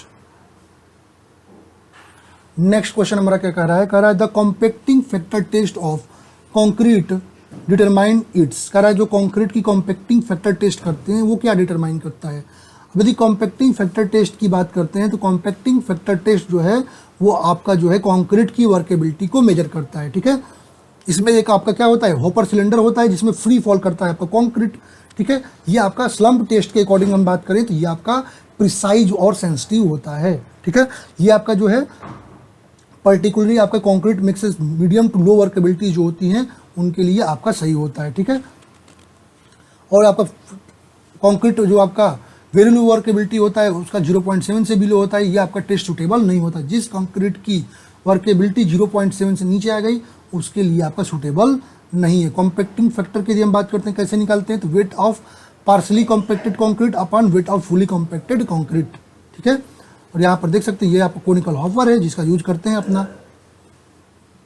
यहाँ सही ऑप्शन क्या हो जाएगा आपका, workability, option number C is correct. चलते हैं अगले क्वेश्चन पे, कह रहा है without affecting the compressive strength of concrete its workability can be increased by, कह रहा है कि हमारे कंक्रीट की कंप्रेसिव स्ट्रेंथ को बिना इफेक्ट किए, कह रहा है आपका जो बिना अफेक्ट किए आप वर्केबिलिटी को कैसे इंक्रीज कर सकते हैं। Increasing the quantity of water, कह रहा है वाटर की क्वांटिटी इंक्रीज कर दें, कंप्रेसिव स्ट्रेंथ डिक्रीज हो जाएगा तब तो। Decreasing the quantity of water, यदि वाटर की क्वांटिटी को डिक्रीज कर देते हैं फिर भी आपको कंप्रेसिव स्ट्रेंथ पर इफेक्ट पड़ेगा। इंक्रीजिंग सीमेंट कंटेंट, कर सीमेंट कंटेंट को इंक्रीज कर देते हैं फिर आपका दिक्कत आएगा। कह रहा है एडिंग सुपर प्लास्टिसाइजर, बिल्कुल यदि हम सुपर प्लास्टिसाइजर्स की बात करते हैं तो ये ऐसे एडमिक्सचर होते हैं जो कि आपका सरफेक्टेंट प्रॉपर्टी रखते हैं। ठीक है, ये क्या करते हैं, डिस्पर्स हो जाते हैं और आपका ये क्या करते हैं, आपके सीमेंट पार्टिकल सब डिफ्लोकुलेट हो जाते हैं जिससे आपका ईजिली आपका सीमेंट क्या करता है, फ्लो करने लगता है। ठीक है, एग्जाम्पल्स क्या है, सल्फोनेटेड मेलामाइन फॉर्मेल्डिहाइड रेजिन है आपका, सल्फोनेटेड नेफ्थालीन, ये एग्जाम्पल्स याद रखने हैं आपको, इस पे क्वेश्चन पूछते हैं। मिक्सचर ऑफ स्टार्च हो गया आपका, एसिड एमिड्स हो गए। ठीक है, सुपर प्लास्टिसाइजर क्या करता है आपको, सुपर प्लास्टिसाइजर है वाटर कंटेंट जो होता है उसको क्या करता है, रिमेन सेम रखते हुए भी आपका जो है वर्केबिलिटी को इंक्रीज कर देता है। ठीक है, सही ऑप्शन क्या होगा आपका, एडिंग सुपर प्लास्टिसाइजर। तो option number D is correct, और इससे आपका कॉम्प्रेसिव स्ट्रेंथ भी कॉन्क्रीट का इफेक्टेड नहीं होता है। नेक्स्ट क्वेश्चन क्या कह रहा है आपका, कह रहा है which of the following material is pozzolana, कह रहा है इनमें से कौन सा मटेरियल आपका पोजलाना है, फ्लाई एश, राइस हस्क एश, आपका बोथ ऑफ द एबव या नॉन ऑफ द एबव। अब पोजलाना की यदि हम बात करते हैं तो पोजलानिक मटेरियल ऐसे मटेरियल होते हैं जिनमें आपका सिलिशियस और एल्युमिनियम कंपाउंड होते हैं, बट इनके पास खुद की बाइंडिंग प्रॉपर्टी नहीं होती है। बट यदि इनको सीमेंट के साथ यदि हम ग्राइंडिंग करते हैं, ठीक है, फाइनली ग्राइंड करते हैं तो ये आपके लाइम के साथ रिएक्ट करके आपका जो है बाइंडिंग प्रॉपर्टी को गेन कर लेते हैं। ठीक है, अब यहाँ यदि हम टाइप की बात करते हैं, दो टाइप के होते हैं, एक नेचुरल और एक आर्टिफिशियल। नेचुरल यदि हम पोज़ोलाना सीमेंट की यदि हम बात करते हैं तो ये आपका सिलिका और एल्यूमिनियम कंटेंट में रिच होते हैं और इसमें एल्कली की क्वांटिटीज़ की यदि हम बात करते हैं स्मॉल होती है। कुछ आपको नेचुरल में होते हैं क्ले एंड सेल्स होते हैं, आपका डायमीटरियस अर्थ हो गया, एपालाइन क्रस्ट हो गया, वॉल्केनिक टफ हो गया, ये सब जो है आपका रेनिस हो गया, विवारियन ट्रेस हो गया, ये सब क्या है आपके नेचुरल हैं। नेचुरल वाले बहुत कम यूज होते हैं, वो तो आपको बहुत क्वांटिटी में है भी नहीं ना। यदि आर्टिफिशियल पोज़ोलाना की बात करते हैं, फ्लाई एश हो गया, ग्राउंड ब्लास्ट फर्नेस स्लैग हो गया, सिलिका फ्लूम हो गया, आपका सुर्खी हो गया, राइस एस हस्क एस हो गया, ये सब यूज में आता है। ठीक है, सही ऑप्शन क्या हो जाएगा यहाँ पर, कह रहा है आपका कौन सा है, तो आपका राइस हस्क एस है, फ्लाई एस भी है, तो इसका मतलब both of the above. Next question आपका इन्वायरमेंट है। क्वेश्चन क्या कह रहा है आपका, कह the pH value of drinking water should be, कह रहा है ड्रिंकिंग वाटर की पीएच वैल्यू कितनी होती है। यहाँ पर आपका परमिसिबल कंटेंट दे रखे हैं, आपका टोटल सस्पेंडेड सॉलिड के लिए परमिसिबल लिमिट कितनी होती है 500, कॉज पर रिजेक्शन 2000। इतने क्वेश्चन इस पे करा दिया हूँ कि आप लोग वीडियो के थ्रू यदि लगे रहेंगे तो आपको पूरा याद हो जाएगा ये डाटा। टर्बिडिटी यदि हम बात करते हैं तो मेजर एंटियम करते हैं, परमिसिबल लिमिट 1 और कॉज पर रिजेक्शन 5। कलर को टीसीयूम करते हैं, परमिसिबल लिमिट 5 और आपका कॉज पर रिजेक्शन 15। टेस्ट एंड ऑर्डर को टीओएन में करते हैं, आपका यहाँ पर 1 आता है आपका परमिसिबल लिमिट, 3 आता है cause for rejection. Dissolve solid की यदि हम बात करें मिलीग्राम पर लीटर में आपका 500 आता है परमिसिबल लिमिट, 2000 आपका कॉज फॉर रिजेक्शन आता है। एल्कलिनिटी की यदि हम बात करते हैं तो मिलीग्राम पर लीटर में लेते हैं CaCO3 के, आपका 200 परमिसिबल लिमिट आता है, 600 cause for rejection. PH 6.5 to 8.5 आता है, नो रिलैक्सेशन है आपका कॉज फॉर रिजेक्शन के लिए। हार्डनेस का milligram per litre as CaCO3 लेते हैं, 200 आपका परमिसिबल लिमिट है, 600 कॉज फॉर रिजेक्शन है। ठीक है, ये सारी चीज़ आप लोग देख सकते हैं, फ्री अमोनिया भी देख सकते हैं, नाइट्रेट भी देख सकते हैं। तो हमारे क्वेश्चन में क्या कह रहा है आपका, क्वेश्चन का पीएच वैल्यू 6.5 to 8.5 लेंगे, तो option number C is correct. चलते हैं नेक्स्ट क्वेश्चन पे, कह रहा है which of the following is a result of using hard water. कह रहा है कि यदि हम हार्ड वाटर को यूज करेंगे तो क्या रिजल्ट होगा। कह रहा है इंक्रीज्ड सॉप कंजम्पशन, कह रहा है सॉप के कंजम्पशन को इंक्रीज कर देगा। कह रहा है formation of scale at the bottom of steam boiler, बिल्कुल पपड़ी बन जाती है आपको स्टीम बॉयलर पे। और कह रहा है कि boiler in thermal power plant, thermal power plant में जो बॉयलर्स होते हैं उनके बॉटम पे आपका पपड़ी का फॉर्मेशन कर देता है। कह रहा है both of the above, none of the above. अच्छा, यदि हम हार्डनेस की यदि हम बात करते हैं तो हार्डनेस किसके द्वारा होता है, तो हार्डनेस जो अपने सॉल्यूशन में जो मेटालिक कैटायंस होते हैं, ठीक है, जो मल्टीवैलेंट मेटालिक कैटायंस होते हैं उनके द्वारा आपका कॉन्सेंट्रेशन जो होता है वो आपका बताता है, आपको किसको, हार्डनेस को बताता है। अब इसमें मल्टीवैलेंट यदि हम मेटालिक कैटायंस की बात करते हैं जो कि आपको बहुत ज़्यादा अबंडेंट में होते हैं नेचुरल वाटर में, जैसे Ca2+, मैग्नीशियम, Sr2 आपका आयरन हो गया, मैग्नीज हो गया, एल्युमिनियम हो गया, ये आपका हार्डनेस को कॉज करते हैं, लेकिन इनकी क्वांटिटी बहुत ज़्यादा नहीं होती है। लेकिन सबसे मेन कोई जो है आपका करता है तो वो आपका कैल्शियम के जो आपके आयन्स हैं और आपके मैग्नीशियम का आयन सबसे ज़्यादा ये आपको हार्डनेस को कॉज करते हैं। ठीक है, अब हार्डनेस के कारण जो है हमारी बात करते हैं तो आपका सोप जो हम साबुन यूज करते हैं उसका जो फोम होता है वो सही से बन नहीं पाता है। ठीक है, ये आपका क्या करता है, जो हमारे हॉट वाटर पाइप्स होते हैं, जो आपका थर्मल पावर प्लांट्स में बॉयलर्स जो होते हैं तो उनको क्या करता है, उन पर एक आपका पपड़ी का फॉर्मेशन कर देता है। ठीक है, तो ये आपको ध्यान में रखेंगे। तो सही ऑप्शन क्या हो जाएगा, both of the above, option C is correct for this question. अब एक चीज़ ध्यान में ये रखेंगे, जो हमारा ग्राउंड वाटर होता है उसकी हार्डनेस जो है सरफेस वाटर से ज़्यादा होती है। यदि हम बात करते हैं तो जो हमारा जो हार्ड वाटर होता है वो आपका उसकी, यदि हम हार्ड वाटर की बात करते हैं तो ये आपका ड्रिंकिंग पर्पज़ में यूज में नहीं ला सकते हैं। टेस्ट में स्वीट जरूर मिलता है, ड्रिंकिंग पर्पज़ में यूज कर सकते हैं, लेकिन ये आपको प्रॉब्लम जो है आपके हेल्थ को क्रिएट करता है। और सॉफ्ट वाटर की यदि हम बात करते हैं जो हम पीते हैं वो आपका टेस्ट में जरूर बीटर और टेस्टलेस होता है, लेकिन आपको हार्म नहीं करता है। चलते हैं अगले क्वेश्चन पे, कह रहे विच of the following method is most suitable for population forecasting of A rapidly growing young city. कह रहा है एक रैपिडली ग्रोइंग यंग सिटी है तो उसके लिए कह रहा है इनमें से कौन सा मेथड जो है पॉपुलेशन फोरकास्टिंग के लिए सुटेबल है। Arithmetical increase method, geometrical increase method, both of the above या नन ऑफ द एबव। अब यदि हम बात करते हैं अपने पॉपुलेशन फोरकास्टिंग मेथड्स की, यदि अरिथमेटिकल इंक्रीज मेथड की यदि हम बात करते हैं तो जो भी हमारे पास इस्टेब्लिश या हमारे पास जो है पहले से इस्टेब्लिश सिटीज़ हैं, लार्जर सिटीज़ हैं, ठीक है, जहाँ पर जो है एक्सपेंशन का स्कोप अब लिमिटेड है, वहाँ पर अरिथमेटिकल इंक्रीज मेथड यूज करते हैं। ज्योमेट्रिकल इंक्रीज मेथड की यदि हम बात करते हैं, जो आपके रैपिडली डेवलपमेंट वाली सिटीज़ हैं, ठीक है, जहाँ पर यंग पॉपुलेशन है, वहाँ पर जो है, और वहाँ पर आपका जो है एक्सपेंशन का स्कोप लार्जर है, तो वहाँ पर जियोमेट्रिकल इंक्रीज मेथड यूज करते हैं। अब इंक्रीमेंटल इंक्रीज मेथड की यदि हम बात करते हैं, तो जहाँ पर आपको जो पुराने शहर हैं या नए शहर हैं, दोनों के लिए हम इंक्रीमेंटल इंक्रीज मेथड आपका अडॉप्ट कर सकते हैं। Decreasing rate of growth method की यदि हम बात करते हैं, तो जब आपका पॉपुलेशन जो होता है वो सेचुरेशन पे पहुंच जाता है, तो वहाँ पर हम जो है decreasing rate of growth method को यूज में लाते हैं। तो हमारे पास यदि रैपिडली ग्रोइंग सिटीज़ है तो वहाँ पर हम क्या यूज करेंगे, तो आपका जियोमेट्रिक इंक्रीज मेथड, तो ऑप्शन नंबर बी यहाँ पर करेक्ट हो जाएगा। नेक्स्ट क्वेश्चन क्या कर रहा है आपका, कह रहा है methane is released after which type of decomposition of biodegradable organic solid waste. कह रहा है कि जो ऑर्गेनिक सॉलिड वेस्ट होते हैं उनका जो डिकम्पोजिशन होता है, ठीक है, बायोडिग्रेडेबल डिकम्पोजिशन होता है, तो कह रहा है कि उनमें से कौन सा मीथेन जो होता है किस प्रोसेस में आपका रिलीज होता है, एरोबिक में, अनएरोबिक में, या दोनों में, या इनमें से कोई नहीं।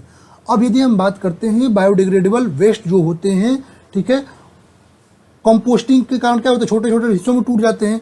अब ये कंपोस्टिंग इनकी दो प्रकार से होती है, आपका जो होता है एरोबिक और अनएरोबिक। यदि हम एरोबिक की बात करते हैं, ये आपका मोस्ट कॉमन मेथड है ऑर्गेनिक वेस्ट को छोटे छोटे टुकड़ों में ब्रेक डाउन करने के लिए, जिसमें बैक्टीरिया क्या करती है, इन टुकड़ों को जो है आपका इसमें क्या करती हैं, इन टुकड़ों को छोटे छोटे हिस्सों में डिकम्पोज कर देती हैं, ठीक है। अब यदि हम बात, और ये ऑक्सीजन के प्रेजेंस में होता है, ठीक है। और यदि अनएरोबिक की बात करते हैं, यहाँ पर यदि हम बात करते हैं, ये मेथड ऑर्गेनिक वेस्ट के लिए यूज में लाया जाता है, जिसमें माइक्रो ऑर्गेनिजम्स जो होते हैं वो विदाउट ऑक्सीजन के आपका जो है उपस्थिति में आपका काम करते हैं, ठीक है। यहाँ पर जो हमारा होता है बहुत ज़्यादा स्मेल प्रोड्यूस होता है, जैसे इसमें गैसेस की यदि हम बात करते हैं, मीथेन और हाइड्रोजन सल्फाइड गैसेस प्रोड्यूस होती हैं। किसमें होती हैं आपकी, anaerobic. Option number B is correct. Next हमारा क्वेश्चन क्या कर रहा है आपका, कह रहा है in a BOD test 10 millilitre of raw sewage was diluted to 100 millilitre and dissolved oxygen concentration of the diluted sample at the beginning was 0.8 milligram per liter and it was 0.4 milligram per liter at the end of 5-day incubation at 20 degree Celsius. कह the BOD of raw sewage, raw sewage की BOD आपको पूछ रखा है। अब आपको पता है बीओडी क्या होता है, DO initial minus DO final into आपका डाइल्यूशन फैक्टर। यहाँ पर डीओ इनिशियल आपको कितना दे रखा है, 100 मिलीलीटर ऑफ डिजॉल्व्ड ऑक्सीजन, तो आपका डीओ इनिशियल आपको कितना दे रखा है, आपको डीओ इनिशियल दे रखा है आपका कितना 8.0 बिगिनिंग पे दे रखा है, तो 8.8 माइनस आपका फाइनल कितना दे रखा है 4 दे रखा है, और आपका डाइल्यूशन फैक्टर निकाल सकते हैं आपका कितना डाइल्यूट हो रहा है, 100 आपका डाइल्यूट हो रहा है 10 से, 10/100 तो आपका 40 मिलीग्राम पर लीटर आएगा, सही option 40 milligram per litre. Next हमारा क्वेश्चन क्या कह रहा है आपका, कह रहा है the hourly variation factor is usually taken as, का जो आवरली वेरिएशन फैक्टर होता है यूजुअली कितना लेते हैं, 1.5, 1.8, 2.5 या 2.7। मैक्सिमम आवरली डिमांड की यदि हम बात करते हैं कितना होता है, 1.5 इंटू एवरेज आवरली डिमांड होता है आपका, ठीक है, मैक्सिमम डे के लिए। मैक्सिमम डेली डिमांड की यदि हम बात करते हैं तो 1.8 इंटू एवरेज डेली डिमांड होता है आपका। मैक्सिमम वीकली डिमांड की यदि हम बात करते हैं 1.48 into average weekly demand. Maximum monthly demand की यदि हम बात करते हैं तो क्या होता है 1.28 इंटू एवरेज मंथली डिमांड। और मैक्सिमम सीजनल डिमांड की यदि हम बात करते हैं तो 1.3 इंटू एवरेज सीजनल डिमांड। तो यहाँ सही ऑप्शन क्या होगा 1.5 आपका डेली वेरिएशन, ठीक है, आवरली वेरिएशन के लिए। डेली के तो 1.8 होता है आवरली के लिए। नेक्स्ट हमारा क्वेश्चन क्या कर आपका, कह रहा है which of the following pipe material is suitable for hot water supply. कह रहा है इनमें से कौन सा ऐसा मेथड है, पाइप मटेरियल है जिसका यूज हम हॉट वाटर सप्लाई के लिए करते हैं, ठीक है, यूपीवीसी, सीपीवीसी, कास्ट आयरन या स्टील। अब यहाँ पर डिफरेंट टाइप ऑफ जो है वाटर कन्वेंस पाइप है। यदि हम कॉपर पाइप की बात करते हैं, ठीक है, ये आपके बहुत पुराने पाइप्स हैं जो कि आपके प्लम्बिंग सिस्टम में यूज होते हैं, जिनकी एक्सीलेंट ड्यूरेबिलिटी होती है और कोरोजन रेसिस्टेंस भी आपका अच्छा होता है, ठीक है। ये आपका जो है सुपीरियर हीट कंडक्टिविटी को जो है वो बनाए रखते हैं, ठीक है। ये आपका हाई टेम्परेचर के साथ भी आपका स्टैंड कर सकते हैं, ठीक है। ये आपका आइडियल होता है हॉट वाटर के लिए और कोल्ड वाटर सप्लाई दोनों के लिए आइडियल होता है। पीवीसी की यदि हम बात करते हैं जिसको हम क्या कहते हैं पॉली वाइनल क्लोराइड, ठीक है। ये पाइप जो होते हैं यूजुअली आपका जो है प्लम्बिंग सिस्टम में यूज में लाया जाता है वाटर सप्लाई के लिए, ठीक है। जब PEX की बात करते हैं तो ये आपका है क्रॉस लिंक्स पॉली एथिलीन की यदि हम बात करते हैं, ये आपके जो फ्लेक्सिबल पाइप होते हैं जो कि आपका प्लम्बिंग सिस्टम में यूज में आते हैं, ये आपका फ्रीजिंग रेसिस्टेंस के लिए आपके अच्छे होते हैं, ठीक है। बाकी गैल्वेनाइज्ड स्टील पाइप की यदि हम बात करते हैं तो ये आपका स्टील गैल्वेनाइज्ड स्टील के पाइप होते हैं, ठीक है, जो कि आपका जिंक के द्वारा कोटिंग की होती है जिससे हम कोरोजन से इसको प्रिवेंट कर सकते हैं, ठीक है। ये भी आपका जो है हाई प्रेशर यदि वाटर प्रेशर है तो उसके लिए सही होते हैं, ठीक है। CPVC पाइप की यदि हम बात करते हैं तो ये आपका फुल फॉर्म क्या होता है आपका क्लोरिनेटेड पॉलीविनाइल क्लोराइड। ये पाइप आपके थर्मोप्लास्टिक पाइप होते हैं जो कि hot and cold water supply के लिए सबसे बेस्ट सुटेबल होते हैं। बाकी और पाइप्स के बारे में दे रखा है, आप लोग पढ़ सकते हैं। सही ऑप्शन क्या होगा यहाँ पर CPVC pipe. Hot water supply का सबसे अच्छा यही पाइप होता है आपका। नेक्स्ट हमारा क्वेश्चन क्या कह रहा है आपका, कह रहा है the amount of residual chlorine in public water supply for safety against pathogenic bacteria is about. कह रहा है कि पब्लिक, कह रहा है आपका जो है, कह रहा है रेसिडुअल क्लोरीन की मात्रा पूछ रहा है आपका पब्लिक वाटर सप्लाई में, ठीक है, जो आपका सेफ्टी अगेंस्ट पैथोजेनिक बैक्टीरिया पूछ रहा है कितना होना चाहिए आपका 0.01 milligram per litre, 0.5 milligram per litre, 0.5 milligram per litre, 5.0 milligram per litre और आपका 10.0 मिलीग्राम पर लीटर। अब यदि हम बात करते हैं क्लोरीन की डोजेज की, ठीक है, सफिशिएंट हम यूज करते हैं और जो रेसिड्यू बचता है आपका 2 मिलीग्राम पर लीटर से 0.2 मिलीग्राम पर लीटर 10 मिनट्स के बाद आपका कॉन्टैक्ट पीरियड में बचता है, ठीक है। हम रेसिड्यू क्लोरीन की यदि हम बात करते हैं इसका टेस्ट हम डाई एथिल पेप्रा फिनाइलिन डाइमेट या हम DPD टेस्ट से करते हैं, ठीक है। हायर रेसिड्यू क्लोरीन की यदि हम बात करते हैं सप्लाई लेवल में, वो आपका क्या बताता है कि better and longer chemical protection आपको कंटामिनेशन से बचाएगा आपका, ठीक है। नॉर्मल डोमेस्टिक यूज के लिए जो रेसिडुअल क्लोरीन होता है वो आपका कलेक्ट जो आपका कंज्यूमर के यहाँ होता है आपका 0.2 से 0.5 मिलीग्राम पर लीटर होता है, ठीक है। यहाँ सही क्या हो जाएगा आपका 0.5 milligram per litre. Option number B is correct.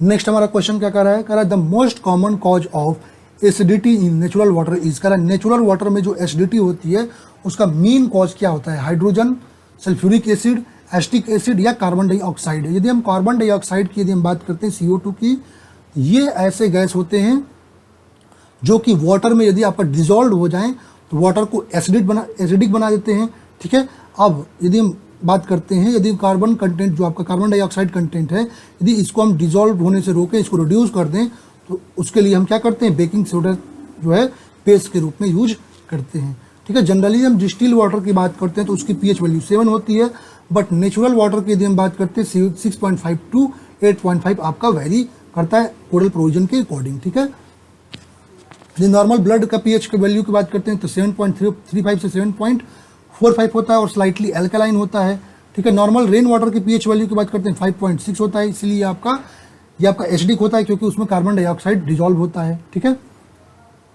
और यदि 5.6 से लेस pH वैल्यू हो तो आपका एसिडिक रेन हो जाएगा। अब एसिड रेन के दिन pH वैल्यू की बात करते हैं 4.2 से 4.4 के बीच रेंज करता है।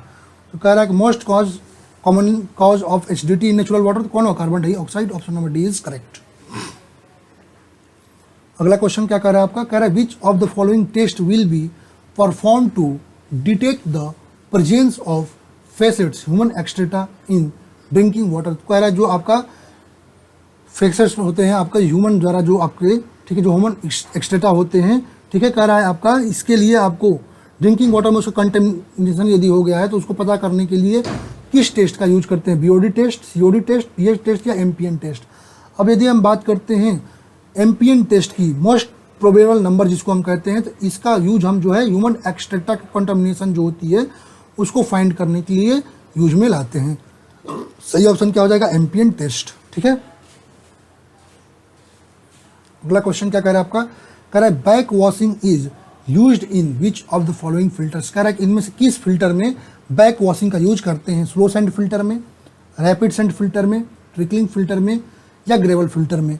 अब यदि हम बात करते हैं स्लो सेंड फिल्टर की, कह रहा है यदि हम स्लो सेंड फिल्टर की यदि हम बात करते हैं तो ये आपका फाइन सेंड से बना होता है जिसका सपोर्ट जो होता है ग्रेवल का होता है, ठीक है। ये क्या करता है आपका जो है जो पार्टिकल्स होते हैं उनको अपने सरफेस पर ही क्या करता है, जो बेड होता है सरफेस का वहीं पे कैप्चर कर लेता है, ठीक है। और इसकी क्लीनिंग जो हम स्क्रैपिंग के द्वारा करते हैं, हम टॉप लेयर क्या करते हैं आपका क्लीनिंग में यदि हम बात करते हैं, जो टॉप लेयर होता है उसको 1.5 to 3 सेंटीमीटर हम क्या करते हैं, सैंड को रिमूव कर देते हैं, ठीक है। यदि हम फ्रीक्वेंसी ऑफ क्लीनिंग की बात करते हैं 1 to 3 मंथ्स पर इसकी क्लीनिंग करते हैं। रेट ऑफ फिल्ट्रेशन की यदि हम बात करते हैं 100 to 200 लीटर पर आवर पर मीटर स्क्वायर होता है आपका फिल्टर एरिया के लिए, और ये आपका स्मॉलर प्लांट्स विलेज वगैरह में यूज में लाते हैं। रैपिड सेंड फिल्टर की यदि हम बात करते हैं, ये आपका कोर्स ग्रेन, ठीक है, लार्ज सेंड जो ग्रेन होते हैं उनका यूज करते हैं, ठीक है। ये भी आपका ग्रेवल के द्वारा सपोर्ट किए जाते हैं, और यहाँ पर जो आपका बेड होता है, थ्रू आउट द बेड जो होता है पार्टिकल्स को कैप्चर कर लिया जाता है, और इसकी जो हम वॉशिंग की या क्लीनिंग की बात करते हैं तो हम किसके द्वारा करते हैं, बैक वॉशिंग के द्वारा करते हैं, ठीक है। और इसका वॉशिंग पीरियड आपका 24 to 48 आवर्स होता है। बैक वॉशिंग किस में यूज करते हैं, तो आपका रैपिड सेंड फिल्टर में यूज में करते हैं, तो option number B is correct. अब अपने स्ट्रेंथ ऑफ मटेरियल क्वेश्चन को देखते हैं। कह रहा है आपका a rolling load of 8 kilonewton rolls along a girder of 15 metre span का the absolute maximum bending movement. तो आपका मैक्सिमम बेंडिंग मूवमेंट पूछ रखा है, तो ये रहा हमारा 8 किलो न्यूटन का आपका फोर्स लग रहा है, 15 मीटर आपकी टोटल लेंथ है। आपको पता है कि आपका सिंपली सपोर्टेड बीम है, तो उसके लिए आपका जो है एब्सोल्यूट मैक्सिमम बेंडिंग PL/4 आता है। आपको यहाँ पर लोड लगता है वहाँ मैक्सिमम होता है, क्या हो जाएगा 8 × 15/4 तो 30 किलो न्यूटन पर मीटर आ जाएगा। डायरेक्ट सिंपल क्वेश्चन है आपका, तो न्यूमेरिकल आपके ऐसे ही आते हैं। Option C is correct. Next हमारा क्वेश्चन क्या करे आपका, करे if the plasticity index of soil mass is 0 the soil is, कह रहा है कि यदि सॉइल मास की जो है प्लास्टिसिटी इंडेक्स जो 0 हो जाएगी तो आपका सॉइल क्या होगा, सैंड होगा, सिल्ट होगा, क्ले होगा, या नन ऑफ दीज होगा। जब हम प्लास्टिसिटी इंडेक्स की बात करते हैं, प्लास्टिसिटी इंडेक्स क्या होता है, liquid index minus plastic limit. अब यदि आपका प्लास्टिसिटी इंडेक्स 0 होगा, सॉइल आपका ग्रेवल या सैंड हो सकता है, डिग्री ऑफ प्लास्टिसिटी क्या हो जाएगी, नॉन प्लास्टिक, और डिग्री ऑफ कोहेसिवनेस की हम बात करें नॉन कोहेसिव। यदि आपका लेस देन 7 है तो सिल्टी हो जाएगा, आपका लो प्लास्टिक हो जाएगा और पार्सली कोहेसिव हो जाएगा। 7 से 17 के बीच में है तो सिल्टी क्ले हो जाएगा, मीडियम प्लास्टिक हो जाएगा आपका, और कोहेसिव आपका नेचर में हो जाएगा। यदि ग्रेटर देन 17 है तो आपका क्ले होगा, आपका हाई प्लास्टिक होगा और कोहेसिव इन नेचर होगा। आपको क्वेश्चन क्या कर रहा है, प्लास्टिसिटी इंडेक्स 0 किसके लिए होता है, 0 होता है किसके लिए आपका, तो आपका gravel and sand, gravel and sand के लिए 0 होता है। Option A is correct. Next question क्या कर रहा है आपका, send has the particle size, कह रहा है सेंड का पार्टिकल साइज तो आपको पता ही है। जब सेंड के पार्टिकल डिफरेंट साइज आपको यहाँ पे दे रखे हैं, आप लोग पढ़ सकते हैं। सेंड का पार्टिकल साइज की यदि हम बात करते हैं 25 माइक्रोन से लेकर के आपका 4.7 माइक्रोन के बीच में होता है, ठीक है। और यदि mm में यदि हम बात करते हैं तो 0.075 से लेकर 4.75 mm। तो option number D is correct. इसमें समझाने के लिए तो कुछ है नहीं, डाटा आप लोग पढ़ सकते हैं। बाकी कह रहा है आपका compaction of clay soil is done by, कह रहा है क्ले सॉइल के यदि हम कॉम्पेक्शन की बात करते हैं किसके द्वारा करते हैं। अब यदि हम बात करते हैं कॉम्पेक्शन के लिए जो रोलर यूज करते हैं वो जनरली 4 टाइप के रोलर होते हैं। एक होता है आपका पेन्यूमेटिक टायर्ड रोलर। पेन्यूमेटिक टायर्ड रोलर की यदि हम बात करते हैं तो इसमें जो है टायर्स जो है नंबर ऑफ रबर टायर्स लगे होते हैं, फ्रंट पे भी और रेयर एंड पे भी, दोनों ओर पे। पेन्यूमेटिक यदि हम टायर्ड रोलर की बात करते हैं तो हाईवे कंस्ट्रक्शन, डैम में यहाँ पर जो है हम नॉन कोहेसिव जो आपके फाइन ग्रेन्ड आपके सॉइल से उनके कॉम्पेक्शन के लिए यूज करते हैं। टेम्परी रोलर या यदि हम सिप फुट रोलर की बात करते हैं, इसको टैंपिंग रोलर भी कहते हैं। इसमें क्या होता है, फ्रंट पे जो है स्टील ड्रम लगा होता है, ठीक है, और आपके बहुत सारे रेक्टेंगुलर शेप बूट्स इसमें लगे होते हैं इक्वल साइज के, ठीक है। यहाँ पर हेक्सागोनल पैटर्न देखने को मिलता है, ठीक है। यदि इसकी बात करते हैं तो इस रोलर का यूज हम फाइन ग्रेन सॉइल जैसे हेवी क्ले, सिल्ट क्ले के कॉम्पेक्शन के लिए करते हैं। स्मूथ व्हील रोलर की यदि हम बात करते हैं तो ये आपका वाइब्रेटरी जो आपका वाइब्रेटरी रोलर होता है उसी के समान होते हैं, सेम कैरेक्टरिस्टिक होता है, बट डिफरेंस क्या होता है, वाइब्रेटरी इक्विपमेंट इसमें नहीं लगा होता है, ठीक है। इसमें जो है ड्रम लगा होता है, ड्रम के साथ कोई वाइब्रेटर नहीं होता है। स्मूथ रोलर व्हील रोलर के यदि हम बात करते हैं तो वीकर एग्रीगेट्स के लिए आपके लिए सबसे ज़्यादा ये सूटेबल होता है, ठीक है। और वाइब्रेटरी रोलर की यदि हम बात करते हैं तो ये आपका स्मूथ व्हील ड्रम्स होते हैं जिसमें वाइब्रेटर लगे होते हैं, ठीक है। इसका वन एंड आपका फिक्स होता है फ्रंट पे और अदर एंड जो होता है रेयर साइड पे आपका वाइब्रेटरी रोलर लगा होता है, ठीक है। ये आपका ग्रेनुलर साइज के जो आपके सॉइल से उनके लिए सबसे ज़्यादा यूजफुल होता है। हमारा कह रहा है कॉम्पेक्शन क्ले सॉइल के लिए अभी बताया sheep foot roller. Option number B is correct. Next हमारा क्वेश्चन क्या कह रहा है आपका, कह रहा है which of the following is correct for cohesionless soil. कह रहा है कोहेजन लेस सॉइल के लिए इनमें से कौन सा करेक्ट है। कह रहा है angle of internal friction is 0। कह रहा है आपका इंटरनल एंगल फ्रिक्शन का जो होता है एंगल वो 0 होता है। Apparent cohesion is 0। कह रहे both of the above, none of the above. अब यदि कोहेजन लेस सॉइल की यदि हम बात करते हैं वहाँ पर आपको कोई कोहेजन मतलब जीरो कोहेजन लगभग देखने को मिलता है, कोई इंटरमॉलिक्यूलर आपका बॉन्ड देखने को नहीं मिलता है, बट ये नहीं कह सकते हैं कि इंटरनल फ्रिक्शन भी जीरो हो जाएगा, ठीक है। और अपेरेंट कोहेजन जीरो नहीं होता है। यहाँ पर क्या हो जाएगा, none of the above.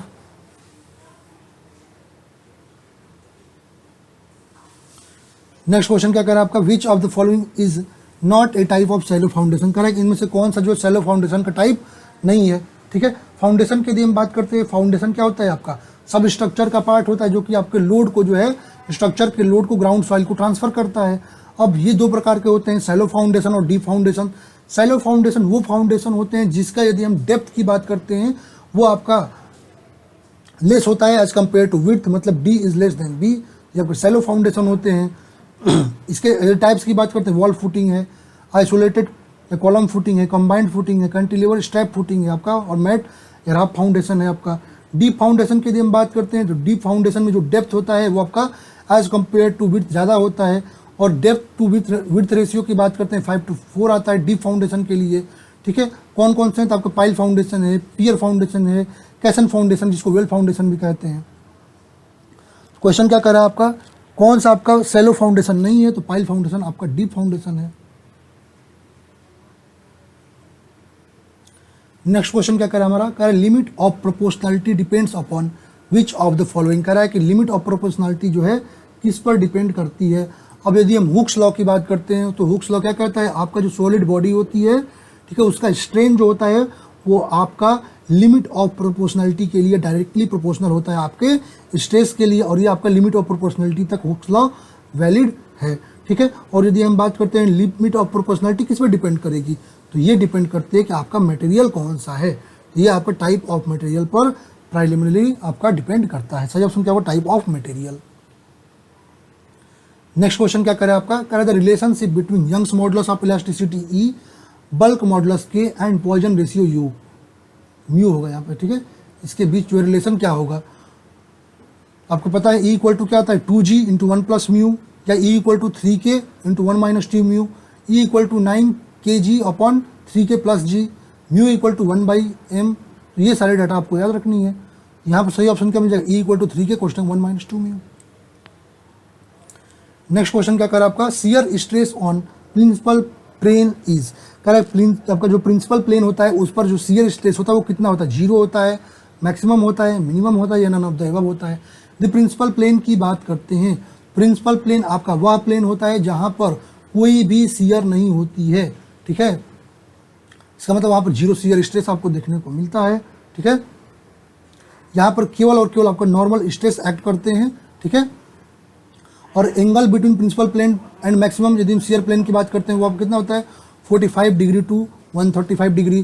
Principal stress की बात करते हैं क्या होते हैं, तो नॉर्मल स्ट्रेस जो आपके प्रिंसिपल प्लेन पे लगते हैं उसको हम प्रिंसिपल स्ट्रेस कहते हैं, और जो आपका मैक्सिमम नॉर्मल स्ट्रेस होते हैं उसको हम मेजर प्रिंसिपल स्ट्रेस कहते हैं, और मिनिमम नॉर्मल स्ट्रेस को हम माइनर प्रिंसिपल स्ट्रेस कहते हैं।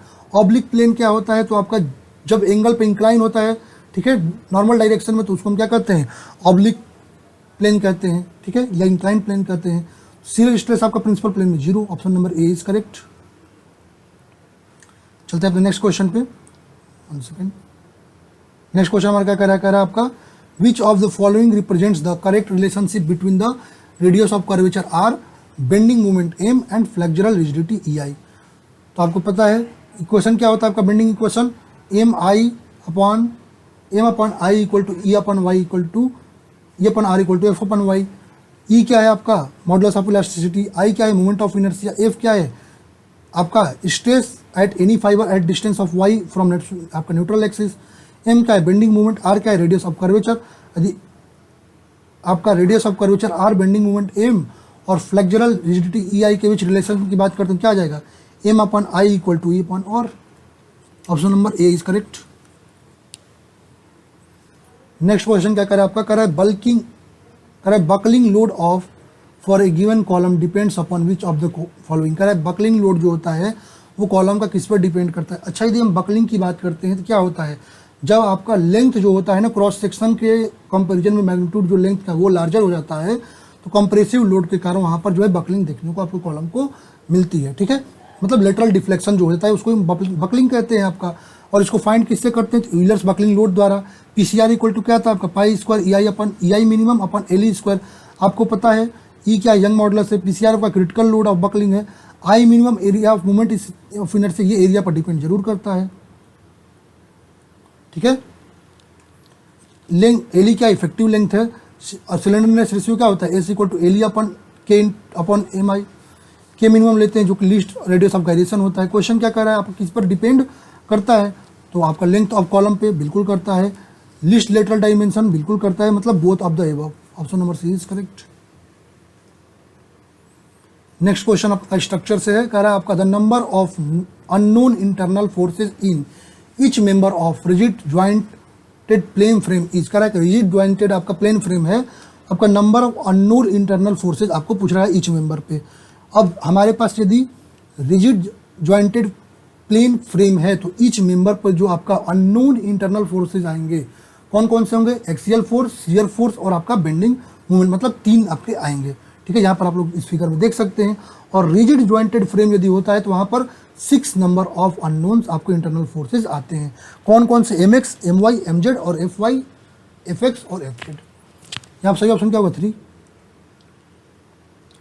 नेक्स्ट क्वेश्चन हमारा क्या कह रहा है आपका, कह रहा है a pin jointed plane frame is unsuitable for, यदि हम बात कर रहे हैं इन जनरल, यदि हम बात कर रहे हैं तो आपका यदि M + R = 2J है तो आपका परफेक्ट फ्रेम होगा, M + RJ is less then 2J है तो आपका डेफिशिएंट फ्रेम होगा, और M + RJ यदि आपका ग्रेटर देन 2J है तो फ्रेम आपका रिडंडेंट फ्रेम होगा। ठीक है, ट्विन जॉइंटेड फ्रेम के लिए M + R is greater than, यदि आपका 2J है तो फ्रेम आपका स्टेबल होगा और स्टैटिकली इंडिटर्मिनेट होगा, और यदि पिन जॉइंटेड प्लेन फ्रेम के लिए M + R आपका लेस देन 2J है तो आपका फ्रेम जो अनस्टेबल और स्टैटिकली इंडिटर्मिनेट हो जाता है। तो अनस्टेबल के लिए पूछ रहा है तो क्या हो जाएगा आपका, M + R is less then 2J, तो ये ऑप्शन आपका करेक्ट हो जाएगा।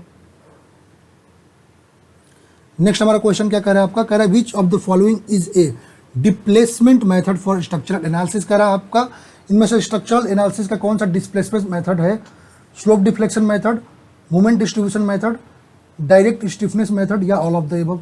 यहाँ पर दोनों का आपको कॉलम में आपको टेबल जो दे रखा है दोनों का डिफरेंस दे रखा है आपका। ठीक है, फोर्स मेथड और डिप्लेसमेंट मेथड का। यदि हम बात करते हैं फोर्स मेथड में जो इनडिटर्मिनेसी होती है आपकी स्टैटिक होती है, डिप्लेसमेंट मेथड की यदि हम बात करते हैं तो आपका काइनेटिक इंडिटर्मिनेसी होती है, यहाँ पर स्टैटिक और यहाँ पर काइनेटिक होता है। गवर्निंग इक्वेशन यहाँ पर कॉम्पेटिबिलिटी इक्वेशन होता है, यहाँ पर क्या होता है equilibrium equation. Force displacement relation की बात करते हैं, फ्लेक्स यहाँ पर फ्लेक्सिबिलिटी मैट्रिक्स मिलता है और यहाँ पर स्टिफनेस मैट्रिक्स मिलता है। एग्जाम्पल यहाँ पर method of consistent deformation, theorem of least work, आपका कॉलम एनालॉजी मेथड है, आपका फ्लेक्सिबिलिटी मैट्रिक्स मेथड, कास्टिलॉन्गस मेथड। यहाँ पर यदि हम बात करते हैं अपना क्या क्या होता है, slope deflection method, movement distribution method, Kani's method, stiffness matrix method, Castigliano's theorem 1। तो ये आपको ध्यान में रखने हैं सारे मेथड। तो क्वेश्चन क्या कर रहा है आपका, डिस्प्लेसमेंट मेथड में कौन सा है ना, तो अब कौन सा हो जाएगा आपका, सभी है यहाँ पे, all of the above. Next question क्या कर रहा है आपका, कह रहा है which of the following has highest permeability. कह रहा है इनमें से हाईएस्ट परमेबिलिटी किसकी होती है। ठीक है, क्ले की, फाइन सिल्ट की, कोर्स सैंड की या ऑल ऑफ द एबव। ठीक है, अब यदि हम बात करते हैं परमेबिलिटी की, परमेबिलिटी क्या होती है, परमेबिलिटी आपकी सॉइल की वह प्रॉपर्टी होती है जो उसमें से वाटर को पास होने देती है। ठीक है, अब यदि हम ग्रेवल के लिए बात करते हैं तो कोफिशिएंट ऑफ परमेबिलिटी 100 से 1.0 होता है जो कि वेरी परवियस होता है। कोर्स सैंड के लिए 1.0 से 0.01 होता है जो कि आपका परवियस होता है। फाइन सैंड के लिए यदि हम बात करते हैं 0.1 से 0.001 जो कि आपका पुअरली परवियस होता है।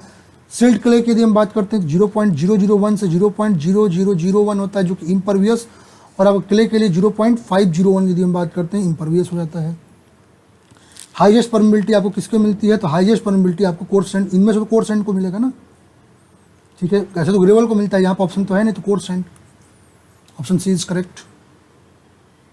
नेक्स्ट हमारा क्वेश्चन क्या कह रहा है, नेक्स्ट क्वेश्चन कह रहा है आपका the carry over factor in a prismatic member whose far end is fixed. कह रहा है आपका प्रिज्मेटिक मेंबर का फार एंड फिक्स है तो आपका कैरी ओवर फैक्टर क्या आएगा, 0, 1/2, 3/4 या 1। यदि हम कैरी ओवर फैक्टर की बात करते हैं, प्रिज्मेटिक मेंबर यदि आपका एक एंड पे फिक्स है उसके लिए 1/2 आएगा। यदि कैरी ओवर फैक्टर के प्रिज्मेटिक बीम है आपका, ठीक है, 1 एंड फिक्स है और अगर आपका रोलर है तो 1/2 आएगा आपका। ठीक है, और आपका जो है यदि प्रिज्मेटिक मेंबर आपका एक एंड पर फिक्स है और अदर पर आपका रोलर सपोर्ट बिटवीन सपोर्ट है ऐसा है, तो यहाँ पर A/B निकाल देंगे, तो ये आपका कैरी ओवर फैक्टर आता है। यहाँ पर सही ऑप्शन क्या हो जाएगा 1/2। नेक्स्ट क्वेश्चन क्या कर रहा है आपका, कास्टिलियानोस फर्स्ट थ्योरम इज एप्लीकेबल। आपका कास्टिलियानोस फर्स्ट थ्योरम जो है किसमें एप्लीकेबल है? यदि हम कास्टिलियानोस फर्स्ट थ्योरम की बात करते हैं, ये क्या कहता है कि जो हमारी स्ट्रेन एनर्जी होती है उससे जो हमारा पार्शियल डेरिवेटिव आता है स्ट्रक्चर के लिए, ठीक है, जो अप्लाइड आपका फोर्स है उसके लिए जो आता है, तो कह रहा है जो डिस्प्लेसमेंट होता है, डिस्प्लेसमेंट आपका जो है फोर्स के डायरेक्शन में होता है, ठीक है। ये आपका यदि कंडीशन के लिए हम बात करते हैं लीनियर इलास्टिक कंडीशन के लिए या स्मॉल डिस्प्लेसमेंट के लिए आपका जो है आपका ये आपका जो यदि हम बात करते हैं तो आपका एप्लीकेबल होता है। सही ऑप्शन क्या होगा? Option number B. Next question क्या कर रहा है आपका, कह रहा है simple cantilever beam is statically determinate, statically indeterminate या अनसूटेबल या ऑल ऑफ द अबव। अब यदि यहाँ पर आपके सारे यहाँ पर कंडीशन दे रखे हैं आपका, यदि सिंपली सपोर्टेड के लिए यदि हम बात करते हैं तो आप लोग यदि सिंपली सपोर्टेड के नंबर ऑफ अननोन 3 आते हैं, डिग्री ऑफ इंडिटर्मिनेशन निकालिए 3 - 3 = 0 आ जाएगा, इसका मतलब स्टैटिकली डिटर्मिनेट है। कैंटिलीवर बीम के लिए नंबर ऑफ अननोन्स 3 आएंगे, डिटर्मिनेसी ये भी आपका स्टैटिकली डिटर्मिनेट आता है, ठीक है। यदि 3 हिंज आर्च है तो नंबर ऑफ अननोन 4 आ जाएंगे, तो यहाँ पर स्टैटिक डिटर्मिनेसी निकालेंगे तो ये भी 0 आता है, ठीक है, तो ये भी स्टैटिकली डिटर्मिनेट। 2 हिंज आर्च की यदि 2 हिंज आर्च की बात करते हैं तो ये आपका इनडिटर्मिनेट आता है। तो सिंपल कैंटिलीवर बीम यदि हम बात करते हैं तो आपका स्टैटिकली डिटर्मिनेट होता है। Option A is correct. अब आरसीसी क्वेश्चन है आपका। पहला क्वेश्चन क्या कर रहा है आपका, कर रहा है the maximum permissible free fall on concrete as per 456/2000। कह रहा है आपका कंक्रीट के लिए मैक्सिमम फ्री फॉल जो होता है आपका कोडल प्रोविजन 456/2000 के अकॉर्डिंग मैक्सिमम कितना होता है। अब यदि हम बात करते हैं सेग्रीगेशन की, सेग्रीगेशन के लिए हम बात करते हैं तो ये आपका जो है जो कंक्रीट मटेरियल के जो कॉन्स्टिट्यूएंट्स होते हैं उनका सेपरेशन जो होता है उसको हम सेग्रीगेशन कहते हैं, ठीक है। ये आपका इन्फ्लुएंस होता है आपका कंक्रीट की मिक्सिंग कैसी है, आपने वाटर को एक्सेस में यूज किया है कैसे यूज किया, ये सब पे आपका डिपेंड करता है। आईएस कोड कहता है कि आपका जो परमिसिबल फ्री फॉल है कंक्रीट का, इसको हम लोग जो है अवॉइड ऐसे तो करना चाहिए क्योंकि सेग्रीगेशन होता है कितना 1.5 मीटर से लेकर के 150 सेंटीमीटर तक होता है। सही ऑप्शन क्या होगा 1.5 मीटर। नेक्स्ट क्वेश्चन क्या कर रहा है आपका, कह रहा है as per IS 456/2000 pH value of water used for mixing and curing the concrete could be. कह रहा है एज पर IS 456/2000 कह रहा है जो आपका pH वैल्यू ऑफ वाटर होता है मिक्सिंग और क्यूरिंग के लिए कंक्रीट का वो कितना होता है 6.5 to 8.5, नॉट लेस देन 6.0, 7.0 या हाईली एसिडिक। यदि हम बात करते हैं आपका जो pH वैल्यू होता है वो आपका 6 से कम नहीं होना चाहिए। यदि हम salt manganese tin zinc copper की यदि हम बात करते हैं, यदि इनका आपका जो है अवेलेबिलिटी है प्रेजेंस है तो ये आपका स्ट्रेंथ को रिड्यूस करते हैं, ठीक है। यदि हम IS कोडल प्रोविजन के अकॉर्डिंग देखते हैं तो ऑर्गेनिक कितना होता है 200 milligram per litre, inorganic content 3000 milligram per litre, sulphate आपका 400 मिलीग्राम पर लीटर, क्लोराइड यदि हम कॉन्क्रीट की प्लेन कॉन्क्रीट की 2000 मिलीग्राम पर लीटर और आरसीसी में 500 milligram per litre, suspended material आपका 2000 मिलीग्राम पर लीटर। यहाँ सही ऑप्शन क्या हो जाएगा अपने क्वेश्चन पे pH के लिए तो आपका 6 हो जाएगा, not be less then 6.0। Nominal mix proportion for M20 grade concrete. M20 grade concrete के लिए आपका मिक्स प्रोपोर्शन पूछ रहा है। यहाँ पर देख सकते हैं M5 के लिए 1:5:10, M7.5 के लिए 1:4:8, M10 के लिए 1:3:6, M15 के लिए 1:2:4 और M20 के लिए आपका 1:1.5:3। सही ऑप्शन ए। नेक्स्ट क्वेश्चन क्या कह रहा है हमारा, कह रहा है the vertical frame work of column wall is generally removed after. कह रहा है आपका जो है जो वर्टिकल फॉर्म वर्क है कॉलम वॉल के लिए जनरली कितने दिन के बाद रिमूव कर देते हैं। यहाँ पर कोडल प्रोविजन के according minimum striking form work का पीरियड दे रखा है।